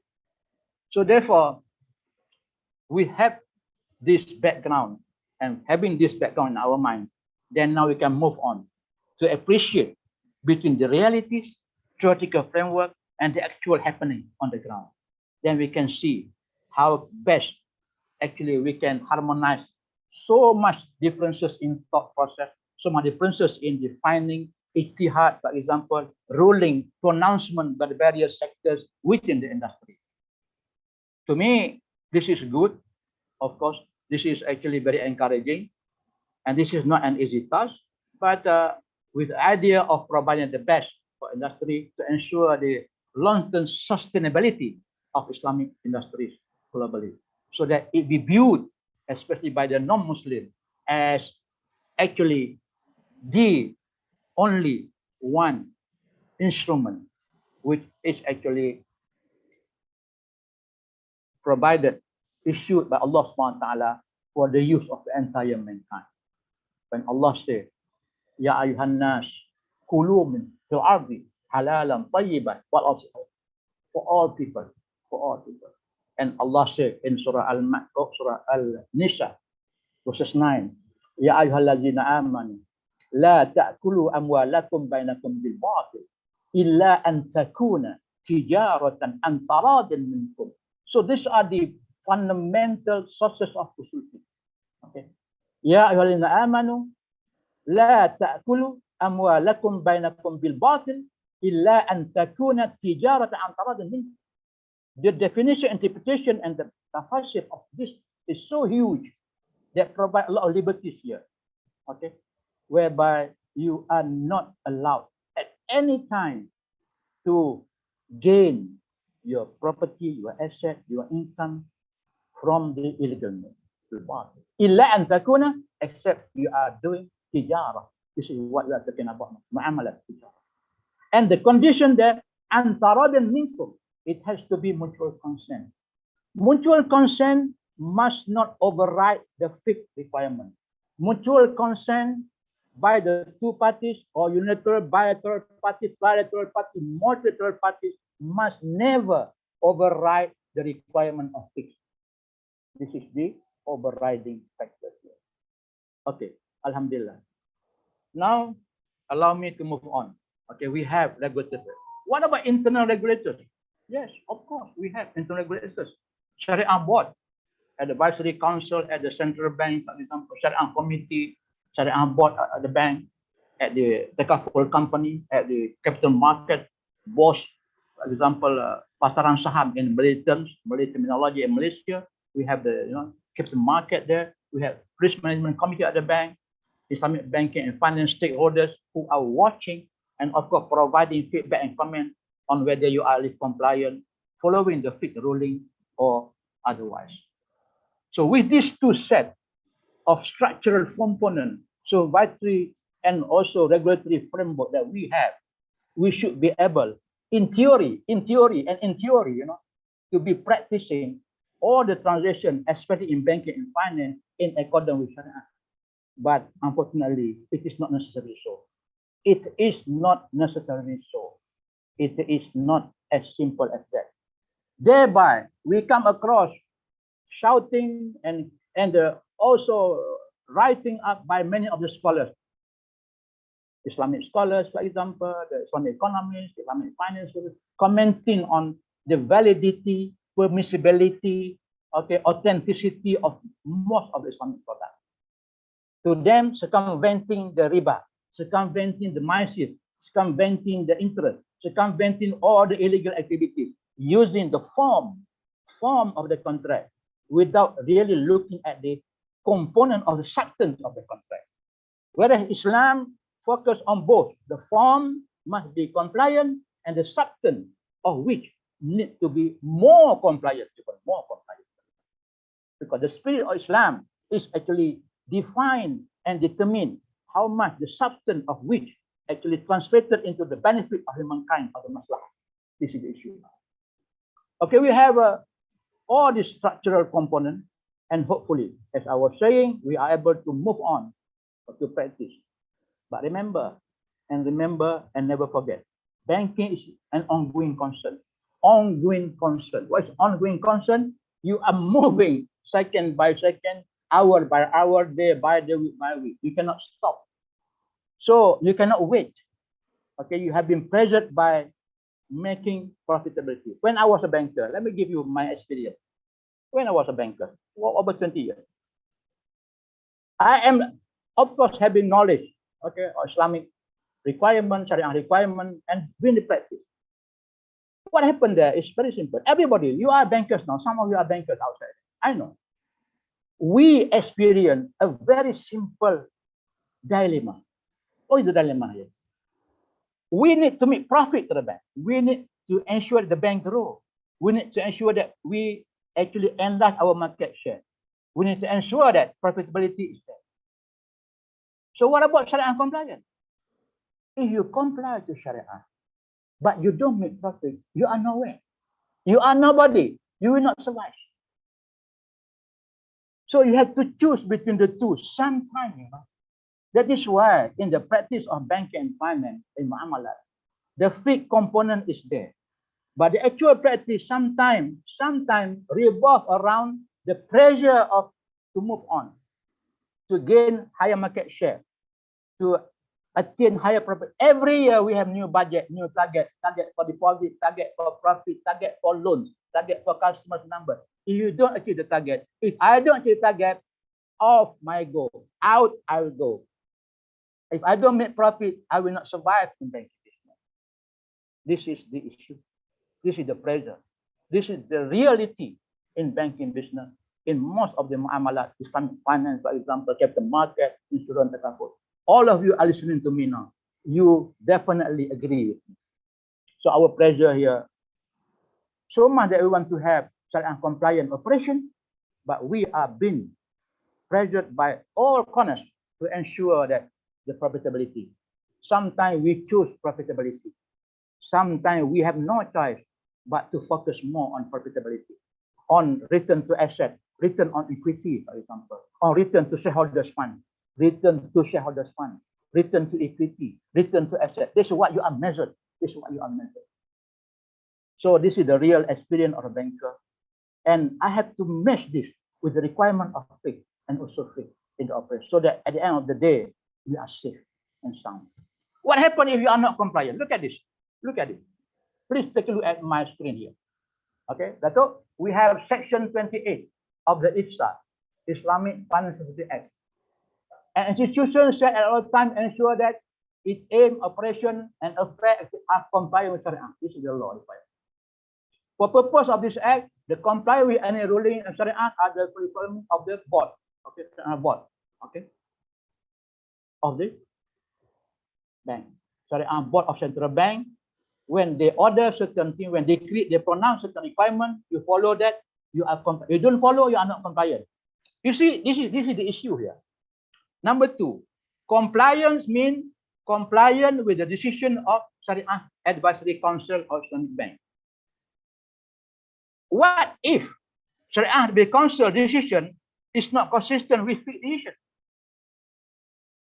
Whether you define compliant only and only based on the decision of Sharia Advisory Council of Islamic Bank. It's not about the Fiqh book, about the kutub or kitab of Fiqh, about mazhab. No, about what is pronounced by Sharia Council. So this is some gap here. So assuming that there is an error there from the interpretation by the council, not consistent with requirement of Fiqh of Sharia, you are required, bound to follow, must follow the requirement of Sharia by the council, not the Fiqh. This is where the argument is. Okay. Where an institution become aware it is carrying out a business which is non-compliant, okay, so what they do, they have to, institution have to immediately notify the bank and Sharia committee that there is non-compliant there. Immediately cease from carrying the business, stop at the fair activities, okay, and all those things. And within 30 days, becoming aware, they have to report to the bank and to the central bank, so on. These are the process. How this can happen? Let me tell you. Yes, we understood all products are compliant before we introduce. All services are compliant before introduce. But in the process, for example, a contract, when we enter into contractual obligation or relationship with the customer, for example, at the time of the exchange contract, yes, all the due diligence have been done, and it is deemed to be compliant. But in the process, we discovered there was error there, and then we already recognize the income. For example, you are talking about murabaha, okay, cost plus, for example. So the income already recognized proportionately according to the time, the period, maybe monthly or half yearly or yearly. But then along the way, you discover it was non-compliant. Why? Because the product was not there, or the product was fictitious, for example. The house was a bogus house, or the applicant, the customer was actually not incapable, non-ahliyah, either aliyah al-wujub or aliyah al-ada. This is the terminology which I understand. You have to understand it. So when they are not actually capable of non-ahliyah, okay, not in the capacity to contract, in the middle of contract, the contract is deemed to be non-compliant. So what happened there? You have to stop, reverse all the entry, report. What if you don't do? Okay, let me see and show you. Okay, the bank may carry out assessment as it thinks fit to determine whether the situation and so on non-compliant referred to certain. Any person who contravene this, I mean non-compliant, they still continue because of profitability, because of the requirement to gain market share, because requirement to increase their loan share, for example. Okay, the portion of loan, okay, loan to deposit ratio, for example. The person is liable to imprisonment for a term not exceeding 8 years in prison, 8 years, and the fine of 25 million ringgit. You see the seriousness of the issue here. So therefore, that's what I am trying to provide to all the viewers and the students and the practitioners out there is that we have all the avenues, we have all the parameters, we have all the regulatory framework so to ensure that the conduct, operation of Muamalat, especially in banking system, are Sharia compliant. But definitely, and very definitely along the way, we bound to experience non-compliant issues. So avoid this by not going to prison for 8 years or not being fined for 25 million ringgit for one single non-compliant act. Just imagine, you know, if you had 20 non-compliant, 20 times 25. I had no calculator here. You calculate by yourself. Okay, this is it. All right, Alhamdulillah. Having that in mind, I would like to stop for 5 minutes. If there's any question so far, I am continuing. Don't worry at all. Is there any question so far that you would like to ask, to share with me, or to maybe to get clarification or to disagree with me? No issue, no problem. Anybody? Yeah. If not, I will continue. If not, I continue. They can raise their hand, or they can ask through the chat box. Professor Haji Besar will have a look at the chat box. Okay, maybe our Sister Joria, can you unmute? You can unmute one or two participants. Can unmute one or two participants. Yeah, here Tijani Mohamed. You can unmute yourself, Brother Tijani. Tijani, yeah, Tijani. Okay, Tijani. Masya Allah. Assalamualaikum Tijani. Tijani? Yeah. Tijani, please unmute yourself. Unmute yourself. If he doesn't unmute, so Iftah microphone. Mak Zubir. Yeah, Muhammad Zubir. Awang. Anything? Yeah, Muhammad Zubir Awang, you can open you can unmute yourself. Yeah, he is unmute. Assalamualaikum warahmatullahi wabarakatuh. Thank you very much, Prof. Besar. So actually very interesting lecturing. Thank you for the organizer as well. So my question is very basic. You know, when we talk about the Islamic economy, so part of it is Islamic finance. So in Malaysia, so what is the biggest obstacle in implementing the fiscal policy in terms of Islamic economy? What is the biggest obstacle? Because you said you have been experienced in the industry since establishment of first Islamic bank. Thank you, Prof. Thank you very much. Thank you very much, my brother. Let me give one more question. Okay, one more question so that I can answer both. We can answer both. If anyone want to ask, then you can raise your hand. Yeah, we have one more presenter. Tijani, you unmute yourself, Tijani. Assalamu alaikum wa rahmatullahi wa barakatuh. Salam. From Nigeria. Yeah, yes, thank you very much, sir, for this wonderful insight and wonderful presentation. Definitely it's my mentor because my supervisor too. Alhamdulillah. I'm glad to listen to this. Yes, sir, I wanted also to know. You already graduated, actually. You already finished your PhD under my supervision. Yes, sir. Yes, sir. One of the best. Yes. Thank you, sir. What I want to ask, sir, is there any financial institution in Malaysia so far that has experienced any fine for this substantial amount you said or imprisonment for non-Sharia compliance, sir? Okay, fine. Thank you, sir. Thank you. Okay, you can proceed. Okay. Yeah, Brother Two Zubair, questions Brother Zubair, your question was, what are the obstacles from to, your student. No, Zubair Awang, for the first question just now, he was asking what are the biggest obstacles in the implementation of Islamic economic in this country. You see, when we are talking about implementation of the system, we need to look at the kerangka in Malay, which is the framework. The framework. The framework upon which we are managing our economy, the framework upon which we are actually controlling our economy is the conventional framework based on riba. So with that chassis, the car cannot be Islamic. The car will be the conventional car. Cannot be. Let me give you an example. Last few days, yesterday, it was announced that another 2 percentage point or certain percentage point of increase in the BLR, baseline rate, or PR, overnight policy rate. What does it mean? You are trying to curb inflation through the instrument of monetary regulation by increasing interest rates, for example. Is that a solution? The answer is no. It may be temporary. It has been used for hundreds of years. It doesn't prove to be effective. But what can we do? Because we are basing our economic management on the conventional framework. Our monetary regulatory framework or instrument of monetary regulation are interest-based. When we want to control money supply, for example, we increase interest rate so that people deposit more money to the bank.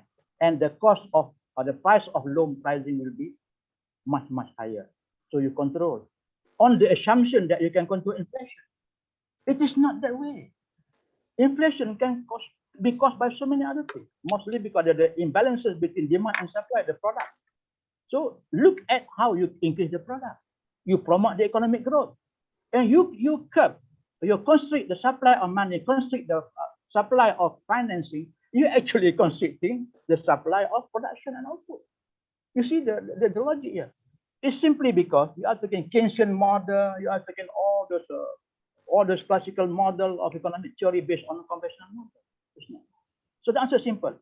As long as you are basing your monetary policy, economic policy on the conventional interest-based, riba-based, you are actually constricting, limiting the scope of expansion of Islamic banking, which has so many other options to address economic situation. So that's my answer. Okay, second question was, is there any bank that have been fined before the non-compliant? Yes, but I cannot reveal. This is confidential. The answer is yes. But there have been negotiation on that. Yes, there are. I cannot reveal. Tijani, I cannot reveal. This is confidential. It's not good for the bank. Okay, Alhamdulillah. I hope Zubair. Okay, Jazakallah khairan. You can continue. Thank you very much, for giving opportunity for 2 questions. Okay, thank you. You can proceed now. Okay. Alhamdulillah. Dato', there is a question in the chat box. Can you read for me? I'm not opening. Please, can you read for me? How far has the Sharia Committee Board worked for the expect pace in regard to regulating the monetary policies? Okay, who was the one who asked? Thank you very much for the question. Okay. Yeah, Mukasa Abdullah. Okay. Mukasa, Brother Mukasa, thank you very much for the question. I hope I try to answer this. You are actually not very clear because there are the functional perspective between the committee, Sharia board, and the monetary policy. There are 2 different sets. Monetary policy is at the national level. It's not at the banking level. Okay. Sharia board actually does not have any influence on monetary policy in my country, Malaysia. Because monetary policy in Malaysia are the conventional policy. They are not answerable to Sharia board. Okay. It is rests upon under the central bank governor, Ministry of Finance. And there's no issue of intermingle or the any involvement of the Sharia board there. But in other countries, maybe, yes. In Saudi Arabia, for example, in some of the Arabian countries, in Sudan, for example, Sharia board are very critical in playing the role of defining what monetary policy should be in terms of, for example, curbing inflation, for example. It's not through the instrument of interest monitoring, interest constitution, or money supply or money demand. No, it's not on that. We are talking about Y, C plus I plus D, consumption, investment, government expenditure. You are actually looking at how you increase consumption, how you increase investment, and how you increase government expenditure as part of GDP. Actually, Y is the C plus I plus G, okay, plus X minus M. This is the economic formula there. So you can use that in the Islamic terminology. But as far as Shaya'a committee is concerned, in the monetary policy, they have no real tangible role there. Maybe behind the screen, yes, or behind the curtain, yes, but not directly involved. Thank you very much. Okay, let me continue. Can I continue now, Dato'? Okay. Dynamic of fiqh, classical fiqh during the Prophet Sallallahu Alaihi Wasallam, the Sahabah, and Tabi'un, contemporary fiqh need to relook at classical fiqh fully. Why do I put this slide? Because most of the scholars bound to be tied up, okay, limited their thinking on the classical fiqh. This is the issue, the real issue, Dato'. More of the scholars, because they are not have a very good exposure to the current realities of the Muamalat. Okay, they teach in the mosque, they read the khutbah on Friday, for example, and they write articles, for example, based on what happened in the past. Very few we can see now is encouraging development, though that there are some observation of the issues regarding the contemporary fiqh problem. Okay, and the scholars are trying to solve that by looking into what was before decided or the pronouncement of the mujtahid before, and try to relook at the pronouncement or the decision of mujtahid to apply into the current situation based on the same ilah. Okay, but the same ilah. Ilah means the fundamental reason behind the certain pronouncement or certain ahkam syariah which has come new, based on either the new finds from the from sunnah, or maybe from the ijma, or from qiyas, mostly from the analogies of qiyas. Okay, based on the same ilah. Contemporary fiqh is where the concern now, because there are modern era fiqh addressing emerging issues in modern civilization. A lot of issues now. This was emerged after the third centuries of post Sahabah period in Medina, for example, where the expansion of Islamic empire, we've seen witnessing the divergence of many civilizations all over the globe, where the uruf are different and the needs are different. The practices were different at that time, and requiring many of the scholars, including Abu Hanifah, Maliyyah, for example, Shafi'iyah, Hanabala, al-Awza'i, al-Suri, al-Zuhri, for example, to really define the interpretation or redefine the interpretation of the fiqh based on the usul, based on ayah, or the new finding or new sources of Islamic law to solve the problem there. So now our burden now is more and more of solving the contemporary fiqh issues. Who are the contemporary scholars? We are looking about Abdul Mustafa Zakra, for example, Syed Ramadan Al-Boti, Karim Al-Zaidan, for example, our late alim Qaradawi, for example, is a Mawzuqat, for example, who have been with us for many opportunities before in many of the conferences. And these are the people who are looking, and including Wahab Zaili, for example, looking at how the classical fiqh fit into the contemporary fiqh in addressing the contemporary fiqh issues. So need to relook. There is no way about it. There's no two way about it. Need to relook at the classical fiqh ruling, and to really relook at the opinion of the old mujtahidin in order to address contemporary issues. This is where it's never wrong to nullify or to repair the old ruling, the old pronouncement. But in Sharia board of many of these institutions in banking, for example, we have to relook because of the need, the urgency of the new surface or the surface of the new product and services based on the new requirement, especially with the emergence of blockchain technology, emergence of, for example, digital asset, Bitcoin, and all those kind of new things coming up to us today on e-commerce platform. Alhamdulillah. Just to give you an idea, just to give you an idea, just take a look at this. Never before we have seen this. Not during the time of Prophet, not during the Sahaba, the time of Tabi'in, it's about Tabi'in, or the time of Salaf. Salafus Salih, 300 years after the Prophet. No. We've seen a hybrid product in IBM. You see how critical it is, hybrid product. What is a hybrid product? You have sukuk, for example. Combination of sukuk, ijara, sukuk murabaha, munrabah, for example, hybrid. And some of which you can clearly see is not consistent with Sharia. Okay. For example, you are providing upfront profitability or fixed rate, for example, in terms of premium plus the profit. This is the other thing. But why did you do this? Because the pressure of the society, the pressure of the business, the pressure of stakeholders, for example, the pressure of people in the industry. Okay. When we look at back, I would like to track back here. When I say here,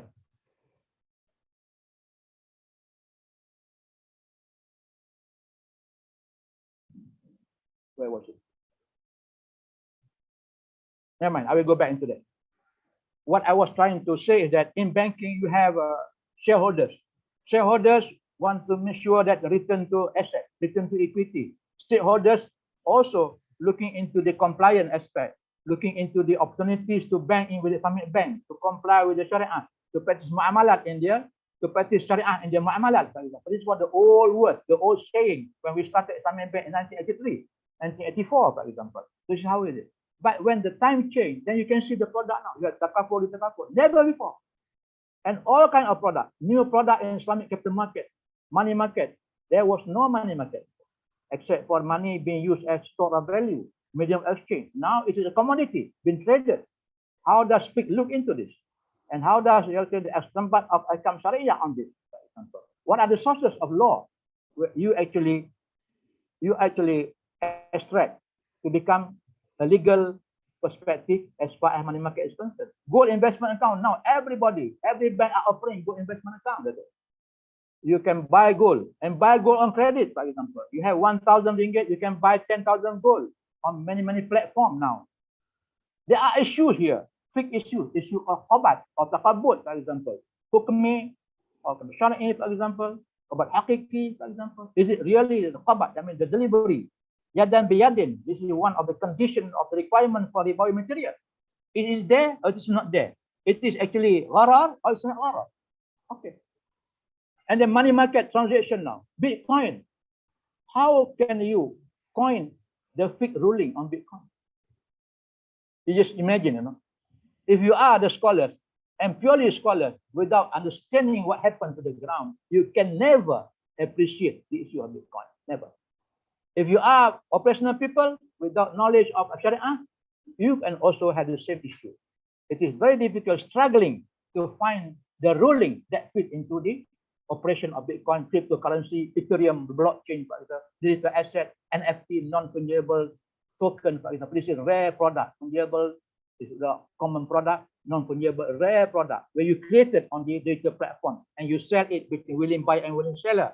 Antaradim bainakum, this is what the Quran was saying. What is the ruling here? Is the ruling here acceptable? And what is the basis of your ruling? SWOT, for example, repos, repurchase arrangement, okay, futures transaction. Again, if you look at the classical Fiqh, Prophet ﷺ said in the authentic hadith, La tabi' ma laysa indak. La tabi' ma laysa indak. Don't ever sell something you don't own. But here you are talking about future transaction.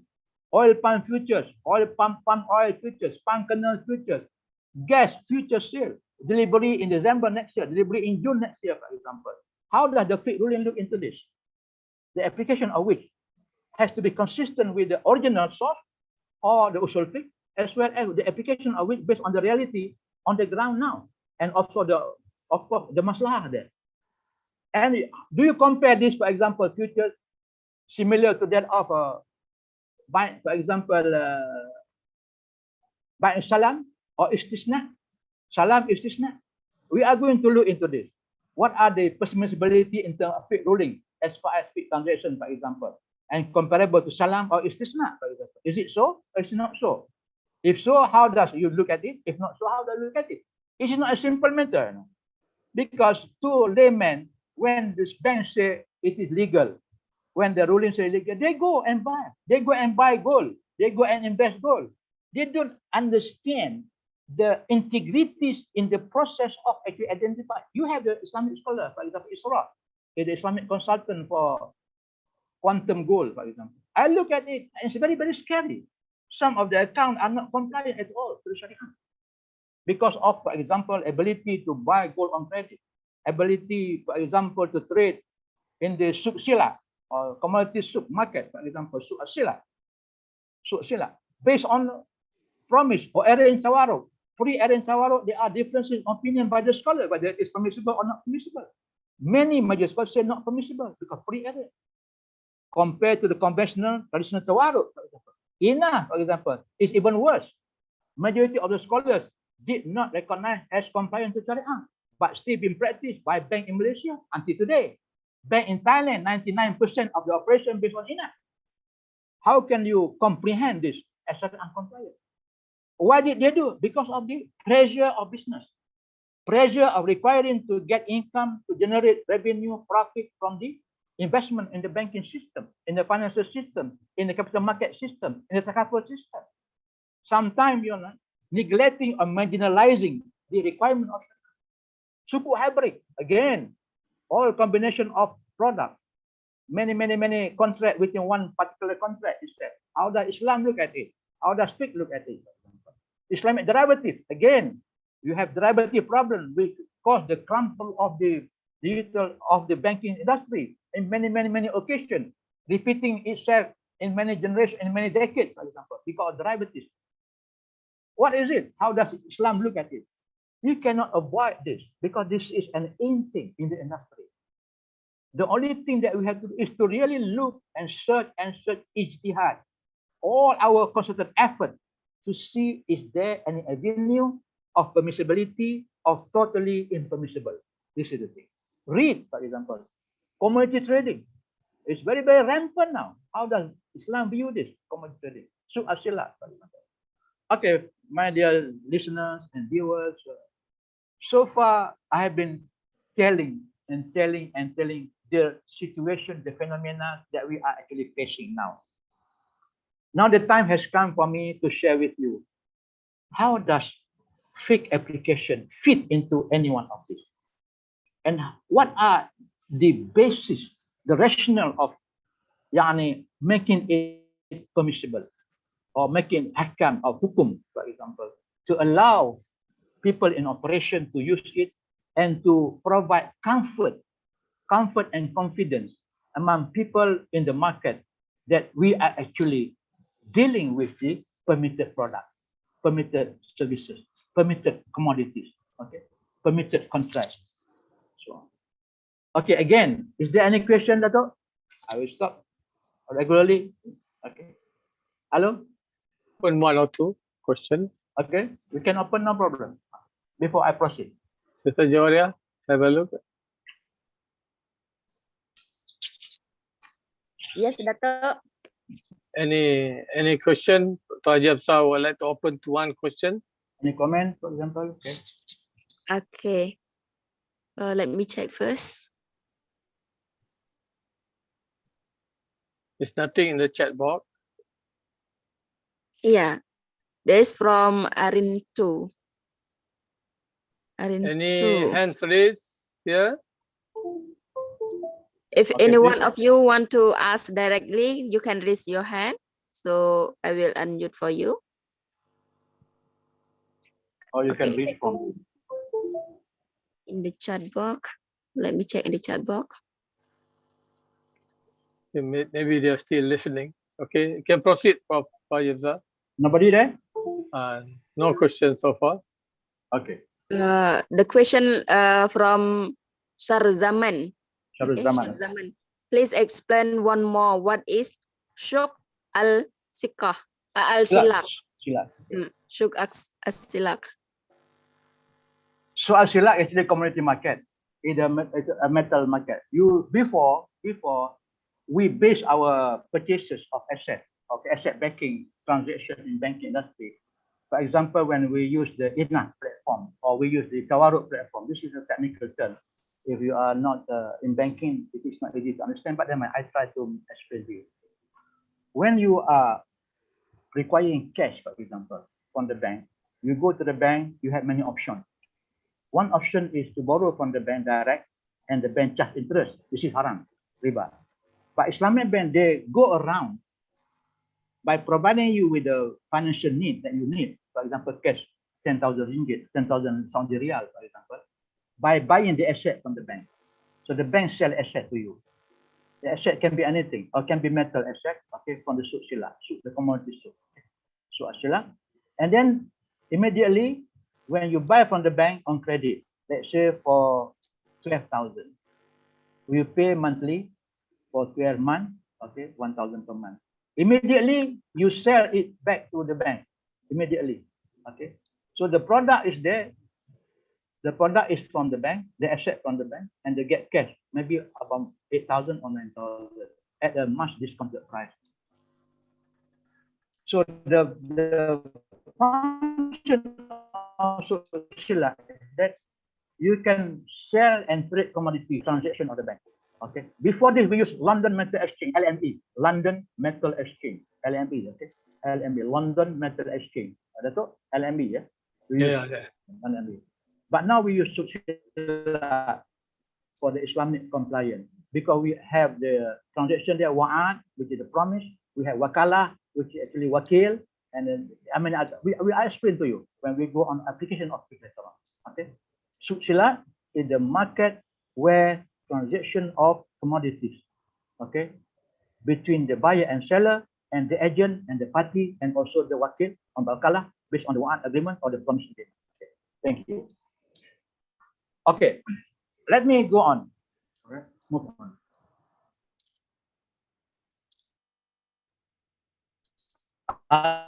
This is what I want to discuss.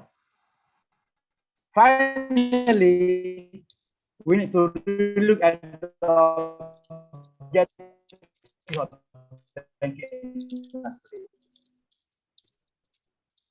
What is the objective of banking industry in the transaction? The answer is simple, very simple. No profit, no return. Who are the owners of Islamic bank? Mostly, we have in Malaysia, we call it the Tabung Haji or Hajj Pilgrimage Fund Board, who are the major shareholder of one of the biggest Islamic bank in the country. Do you think if the bank continues to make losses, they will allow you to do operations? No. Do you think the savers or the customers or the Muslim who they will allow you to continue if you continue to make losses? No. Definitely no. The objective is to make profit, sustainability. At the same time, you will be watched by all the authorities, all the regulators, all the survivor people that you have to comply to Sharia. So this is the dimension upon which you are actually juggling yourself. You juggle between the two spectrums, making profit, continue your existence, and comply to Sharia. Which one of those are important? To me, the second one, making profit. You can be compliant to Sharia forever, but not making profit. Out you go from the business. Out. That's it. As simple as that. Shareholders objective, shareholders, yes, profitability. Stakeholders, people who are interested, the government, the Jabat Ugama, the religious council, the authority, the Sharia people, the Sharia scholars, the economic scholars, the Islamic scholars, they are the stakeholders. They always say compliant. The bankers say profit. You see that? So the balancing act between regulatory compliance and profitability. This is the issue. It's very, very tricky in the industry. Being there, then you appreciate, you understand how difficult life it is over there. That is why sometimes the trade-off between adherence to Sharia or profitability. Sometimes in the non-Islamic country, I am very open to say this because I have proof when I say this. They are willing to forego Sharia compliant in exchange for profitability. Willing to forego Sharia compliant in exchange for profitability. In countries where regulatory framework is not so stringent, it's not strict. Unlike in Malaysia, we are very stringent, very strict. So it's not easy for the bank to focus more on the profitability.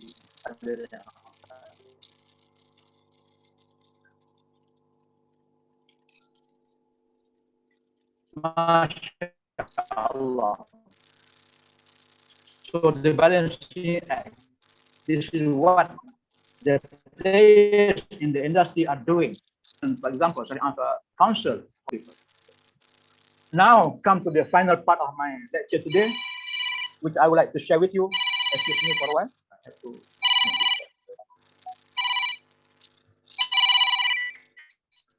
Ada lecture. Call balik. All right. Overview of some of Fiqh application on the selected Islamic contract. Okay. Now we can see we have Islamic transaction contract and how Fiqh is applied into this contract. And what are the sources of application there? And what are the issues involved? Do we have the consensus by all the scholars or by all multi, or we have no consensus? We are doing according to our opinion, according to our school of thought. Let us take a look. Basically, you know, in the transaction of Muamalat among bank, capital market, in a, for example, money market, for example, in bonds, or also in the insurance market, the takaful or the takaful, we have exchange-based contract. Angkat al-mu'awadah. Al-mu'awadah, exchange contract. I think you have studied this during the last few months that we started this program. Charity-based, tabarru'at, isqata'at, waiving, and partnership istirah. These are the major parts. And then in banking, for example, we have deposit contract, we have financing contract, we have other ancillary contract. These are the things. The issue now, I don't want to go about the element of contract. I do not want to discuss this. And the requirement for the contract or the akad, the uqud, to be valid, there must be the akidain. Akidain, there are two people there, the two parties, the seller, the buyer, for example, the bank and the customer, for example. And you have to have a ma'qud alayh, or the subject matter of the contract. Saman and musman, for example. Saman and musman.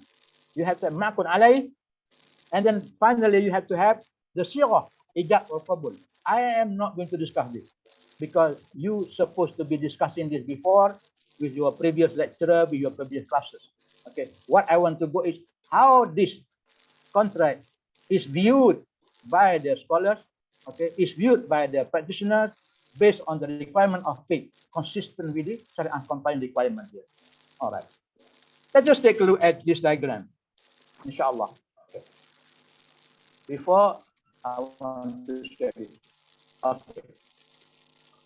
Classification of contract. Okay, that's all. In banking, we have exchange-based. It's ruling applied into this. Bank of dying, for example, what sale? By Inah, for example, here. Inah, okay. Tawaruk, for example. How does Fiqh ruling apply here? Ijarah and leasing. There are so many hybrids of all these products. For example, Ijarah muntahiyah bitamlik, for example. Ijarah sumal bai', for example. And also Inah, there are a couple of more variations. Tawaruk also a couple of more variations. Conventional tawaruk, banking tawaruk, arranged tawaruk, pre-arranged tawaruk, for example. And charity contract, hibah. How does hibah actually comply with Sharia based on what Fiqh ruling there? Whereas comparable to hibah is interest in the conventional banking. Since you cannot provide interest, how you actually come up with a new ruling to allow you to do hibah? Is it voluntary? Is it compulsory? Is it requirement by the law? Is it not? Wadi'ah, for example. Wadi'ah yad damana, yad amana, for example. There are two things here. Daman, amana. Damana and amana. How does the Fiqh ruling there? In the tabarru'at, okay? Ibra, waiver, rebate. When you are providing the contract, fixed amount, fixed term, are you allowed to provide rebate? What are the Fiqh ruling on this? Possibility of it? Is it the hindrance or prohibition on it? Partnership, for example, mudarabah and musyarakah. This is another issue. What is the issue? I would like to share with you, Dato, and all the audience. You know, since the beginning of the creation of Islamic Bank, especially in Malaysia, when we started the bank in 1983, for example, back in 1983, the expectation of scholars, Islamic economists and scholars, that banks should focus more on mudarabah and musyarakah, consistent with the original spirit, okay, original substance of the Islamic banking requirement. Unfortunately, until today, after how many years, 40 over years on banking, very, very, very marginal amount of contract conducted based on mudarabah and musyarakah. Very, very marginal. This is called, in banking terminology, this is called equity contract, equity financing. What we focus more in banking is this debt financing, debt, hutang, duyun, okay, bai'udain, okay, instead of istiraf or musyarakah, syirkah. We don't. Why? Why? Why we violate this? Is it because of not necessary, not needed by society, not part of maslahah? No, it is not. The reason is very simple. This is very high risk contract. Mudarabah, musyarakah, very, very high risk. If you look at the spectrum of risk from 1 to 10, these two contracts can range between 9 to 10 in the risk spectrum. So risk avoider, as far as banking is concerned, we try to avoid it. So therefore, in Malaysia, less than 5% of the total asset and financing is in the form of mudarabah and musyarakah. Very, very sad. The banker say, no, because the customer not needed. It's not the customer not needed. You don't offer. If you offer, they will need. Because the benefit of it is much, much higher. Responsibility upon the bank is much, much greater to be part of the partnership, to share the loss, to share the profit, to be in the event, to see how difficult it is to raise money to the business, rather than just provide financing and waiting for the payment to come, rain or shine, people will pay. No, that's not the issue. So same thing also that. In Indonesia, when I do the research, it is very interesting. In Indonesia, they have very big amount of mudarabah musyarakah because they are more toward Islamic banking philosophy, Islamic banking spirit, Islamic substance there. But not here. In Thailand, zero. In Thailand, zero, because this is very high risk, very high risk. Sharing losses, sharing profit, very bad. Banks do not want to share losses, they only want to take profit. This is the word. From the beginning until the end. Whether you are Islamic or not Islamic, you are the same. Okay.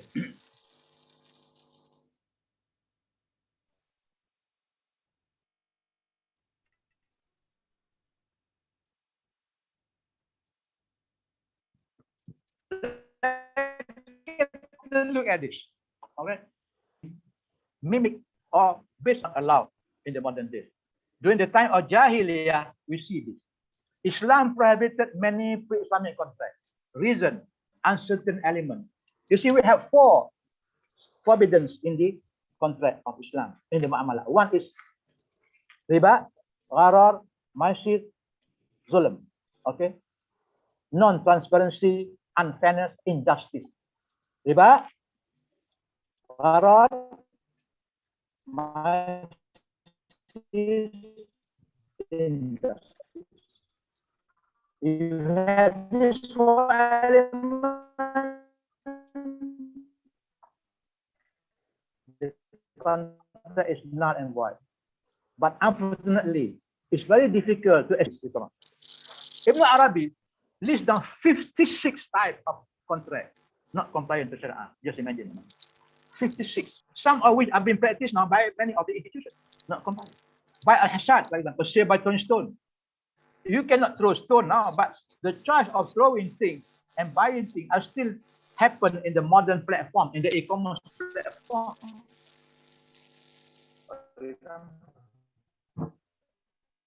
You can imagine, you can think of your own example.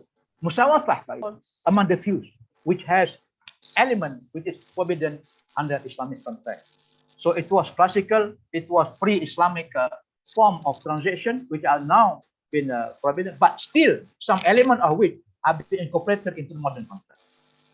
We go through this and we see what is it and how much the extent of which we are involved in this. All right. So here we have valid, invalid, okay? Valid, invalid, okay? Sahih and batil. Why do I bring this? Because you want to see how the fiqh contract, how they pick up, yani fiqh law fit into this, okay? Batil. Some scholars differentiate this, okay? Batil means void, fasid means repairable. Some scholars, let's say Abu Hanifah, for example, and some other scholars, does not really differentiate between valid and actually invalid and fasid, no differentiation. Okay. Let me move on very quickly to one example here. All right. Okay, very simple. Murabaha. Murabaha contract. This is transaction which is very, very popular in banking industry. Very, very popular. This is sale-based contract. Okay. This is actually the akad of debts. Okay, debt contract. An agreement whereby the bank sell the goods they already owned by the bank, available in possession to the customer at the acquisition cost with the inclusion of agreed profit margin. So agreed profit margin. What happened here? Let me simplify the discussion because some of you are very familiar with this. I know out there you are bankers, for example, you are the science scholars, you understand it very, very well. The issue here is that what fiqh ruling allow you to do this? What fiqh ruling? This is a transaction. Okay, we use Wallahul bay' wa harrama riba. Wallahul bay' wa harrama riba. Okay. Allahul bay' wa harrama riba. This is the concept now. Allah permit you trade and forbid riba. Okay. Okay. Granted, accepted, khalas. And then second sources or the usul here. Illa an takuna tijarah an taradin minkum. This is the source here. Illa an takuna, okay, tijarah an taradin minkum, except that you are trading, trade contract, share and purchase contract. An taradin minkum, which you consent. Now come the question now. How much you actually consented to the bank making profit? Banks sell to you 120,000 when the product only costs 100,000. What is the basis of that 20,000? This is the issue, big issue here.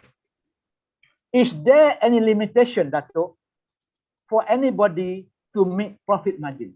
Is there any ruling in fiqh that you cannot make profit more than 10%, 20%, 50%, 100%? Is there any ruling? The answer is no. There is no such ruling. Even when the time of Medina, the Prophet ﷺ confronted by Sahaba, Ya Rasulullah, now we have problem of increase in price, inflation in Medina. Can you help us by controlling the price? Prophet said no, no, and no. Let the market mechanism determine the price mechanism. So this is tradition we've been following. But again, when you say taradan minkum, do you actually consent to the? You do not consent in your heart. You are forced to consent because you need the money. You are forced to accept because you need the financing. You have been no choice to follow the bank because you have no choice, because the only way to borrow. So what this tantamount to you? Tantamount to injustice and unfairness. Is it a way to clear this? Is it a law to quantify? No. This is where argument by the scholars, fiqh scholars, by the Islamic economy between the substance and the form. The form is correct. The contract is correct. So, the spirit is not correct. Okay, let me move on to another one. All right. Here, okay, I'm sorry. Go ahead. Hopefully I have here. Inshallah, where is it? Okay. Limitation to profit margin. What is the limit to making profit? Is there a limit to making profit? Or there's no limit? Because bank buy asset, sell to customer. Bank buy a house 200,000, sell to customer 1 million. Payable over 20 years, for example. This is the practical part. Why sell 1 million? Why not 100 million? Why not 130,000? Why the margin so high, 300%? Is there a limit to it? Let us read this. Okay. International Islamic Fiqh Academy in Jeddah, resolution number 4685, limitation to traders' profit.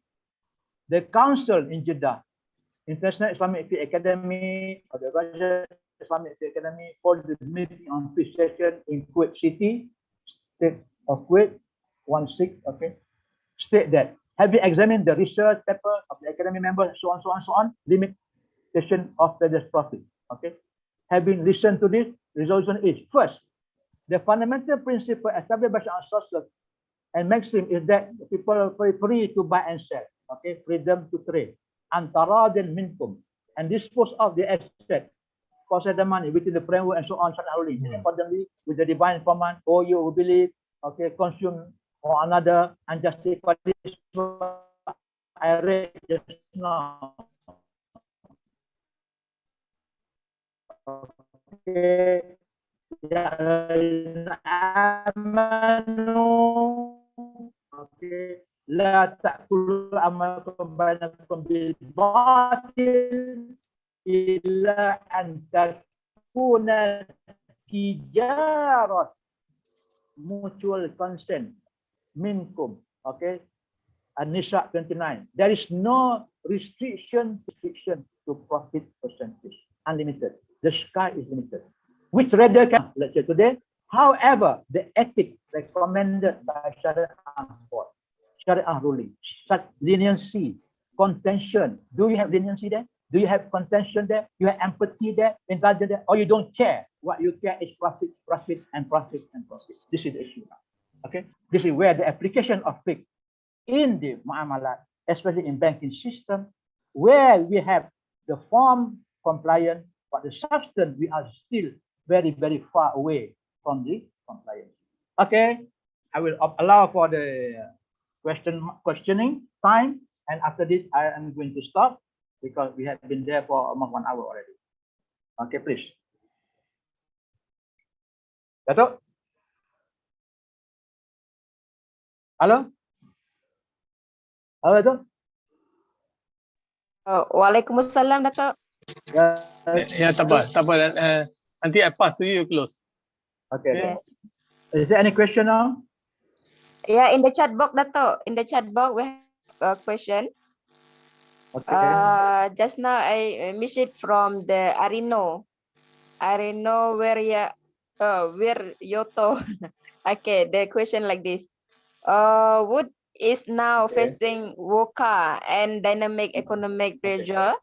Kindly share your wisdom opinion on how country with dominate Muslim citizen should change their rule to start implement Islamic economic as a new hope to resolve all uncertainty. Thank you, Professor Besar. Arino Verianto, okay. Yeah. Thank you very much for your question. It is a very big question for me to answer. But very simply, what I mean is that we cannot live in isolation. Okay. The reality is that in Muamalat, we are actually interacting with all kinds of people, all kinds of civilization, exposed to all kinds of laws and regulations. And we are actually trading with borderless world now. We are actually doing Muamalat with people who we don't see, we don't know, we don't even see the product. So this is the reality. And to request the world dominant power to adopt the Islamic economic system, almost impossible. So what choice do we have? What choice do we have now? We have very limited choice actually. Even among the Islamic countries, Muslim countries, we are not cooperating with one another. Even among us, we are fighting, we are actually not cooperating, we are having differences in opinion, even we are go at war between one Islamic country to another Islamic country. So how do you expect to have economic union, for example, economic, for example, integration by all the parties, by all the countries? No. So what you do now, the Quran says in the surah, excuse me, surah, I forgot surah. When Quran said, Ya ayyuhalladzina amanu qu anfusakum wa ahlikum nara. Qu anfusakum wa ahlikum nara. Oh, do you believe? Okay, At-Tahrim, sorry, Surah At-Tahrim. At-Tahrim, I remember. Ya ayyuhalladzina amanu qu anfusakum wa ahlikum nara. Wa quduha an-nas wal hijarah. عليها ملائكة غلاظ شداد لا يعصون الله ما أمرهم ويفعلون ما يؤمرون. Very long ayat, but I want to interpret only the first part. All you who believe, qu anfusakum alaikum nara. Please protect yourself, take care of yourself and your members, ahli, from the punishment of hellfire. What does it mean? When we have situation of incontrollability of the market world, dominant world, okay, we have to take care of ourselves. You make sure that you are compliant law, follow what is pronounced by Allah to be followed, and forbid from what is forbidden by Allah subhanahu wa ta'ala through the messages of Allah to the Prophet, to the Quran. And then hopefully the society will realize that if we are not united, we are going to be dominated. I am the consultant to China government for the halal industry for so long. I have conducted many seminars on halal. You know, China government has provided 4 trillion US dollars for halal industry. They want to become the biggest halal market supplier in the world. Just imagine. Where is the Islamic country? Where is the Muslim country? And they learn and learn and learn. I've trained many of them already to understand the concept of halal principle, halal certification, halal requirement, the connotation of halal based on Sharia, what is halal, what is non-halal, the packaging, transportation, preparation, food product, and so many other pharmaceutical products, for example, medicine products, clothing, material. Why do they go this? Because they see opportunities. What about us? We are fighting. In Malaysia, people are fighting today to nominate themselves to become members of the parliament. Are they interested in leading the country? Hopefully they are. But are they based on Islamic? I do not know. Same thing in your country, for example. In Indonesia, I am very happy to say that I congratulate you. You have a very good leader there. Okay, who has seen the future, who can see. Thank you very much. Okay, thank you. Maybe Prof. Haji Besar. Yeah. Senator Jariah, can you unmute Dr. Wong Ki Lam from Hong Kong? Can he raise the hand or let me check first? WK. Wong Ki Lam. He's asking Prof. Haji Besar. Yes. He's a new French Muslim in Hong Kong. Okay, and currently he is in Asst taking masters in Islamic civilization. He's asking, how can a Muslim finance a purchase in a society or region with no Islamic bank? He's from Hong Kong, a medical doctor. Yeah, I'm already unmute him, so he can read. Dr. Wong, anything else you want? Please. I would like to hear. Hello, sir. Yeah. Assalamualaikum. Waalaikumsalam. Go on, please. Go ahead. Want to hear from you, That's my question. How can a Muslim finance a purchase in a society or region without an Islamic bank? For example, in Hong Kong, you have to pay interest. Almost all instruments that you can use are interest-based. Okay, good.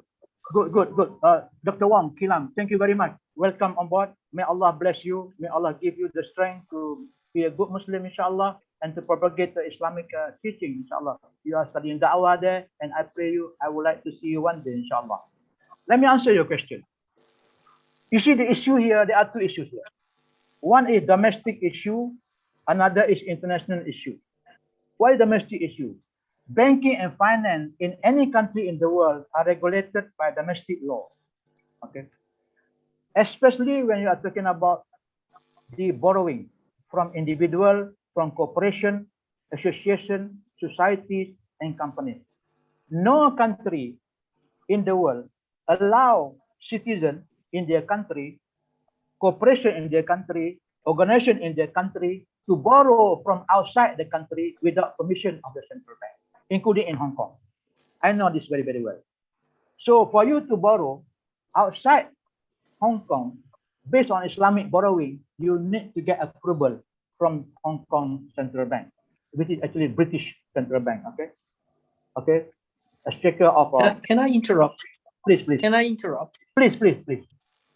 I'm not talking about lending or borrowing from an overseas bank. Actually, living in a society with Muslim as a minority, we always had this problem there. So we want to settle the problem locally, not actually internationally. Okay, good. Okay. I just given you the first option just now. Borrowing outside is no option. No, cannot. Okay. Internally, you have to have many other instruments of Islamic financial instruments, or Islamic, for example, Islamic asset instrument. You have, for example, waqaf. You have microfinance, for example. You have a cooperative society, for example. You create in Hong Kong the waqaf organization. You create in Hong Kong cooperative society, Islamic cooperative. You create in Hong Kong microfinance cooperative. It is allowed by the Banking Act in Hong Kong, which is not easy. But waqaf, yes, you can create waqaf fund. You actually contribute mutually, okay, on the philanthropic basis by all the Muslims in Hong Kong together, and then you generate pool of funds. And from there, you can finance slowly and steadily all the businesses there. Maybe not in a very big amount, but in a gradual amount. There, how we can start. Because instrument of Islamic financing. Okay, thank you very much, Dr. Traditionally, in Islam, the time of Prophet Muhammad SAW, okay. Yeah, please. I think your answer is clear, but I will give you the phone number for Dr. Wong. Maybe he can communicate more with you, inshallah. We have limited time. Thank you very much, Dr. Professor Besar, for a person with a wide experience in the banking industry. We have a Sharia background and also Islamic banking and finance. Very few people, especially as you said in the bank, not necessarily a Sharia man can become a good banker, and also not necessarily a banker coming from conventional studies can become a Sharia man. This is the dilemma that we have been facing for the past 100 years, 200 years. Situations now, as you mentioned, there are universities that offer programs which are integrated based. Like Professor Besar, he has to take the postgraduate diploma in Sharia from another university after having wide experience in the banking sector, and he worked in the Islamic bank. Can you hear that? Yeah. So the role of IUM and other universities which produce double degree or double degree concept or double major or double minor, whatever it is a good a graduate in Sharia. I agree. A graduate in Sharia, either from pure Sharia or from Islamic law like Dr. Akhtarzaite, can major in or minor in banking and finance. Yes. So this would be another approach. That's what we have been doing in Sharia University College. Myself, together with Professor together we have students of Sharia taking masters in Islamic banking and finance. So later on, they can come and work in the industry, and they can be an expert in both disciplines. So we hope that brothers and sisters who are here can follow program in countries or in universities that offer this kind of program. So like Dr. Wong, he is a medical doctor. You would like to know more about Islam from Hong Kong. There is no university in Hong Kong that provide Islamic knowledge. So he called me up after taking these courses. He called me up. How can I deepen my knowledge in Islamic? So I told him, please come to UAE. And of course, he is handicapped in Arabic. So I have to put him in Istek, so where he can do his masters in comparative religion or Islamic knowledge. From there for 2 years, inshallah, Dr. Wong will be an expert in some of his profession, inshallah. So with that, end this session with Tajweed Kifara to us. Thank you very much to all brothers and sisters. Assalamu alaikum wa rahmatullahi wa barakatuh. Assalamu alaikum. Thank you very much. وأس إن وأس إن الإنسان إلا الذين Inshallah, we see you again, Prof. Haji Besar, next week. So, if you have any question, you can forward to Sister Jawaria to be forwarded to Prof. Haji Besar. I'm sure he will be willing to answer to your question next week or in between that. And thank you very much. Assalamualaikum warahmatullahi wabarakatuh.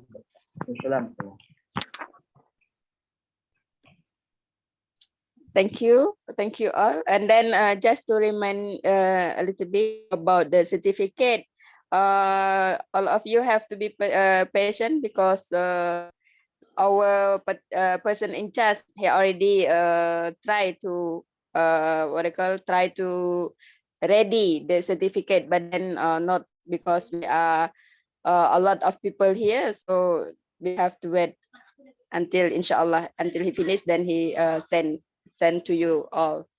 Thank you.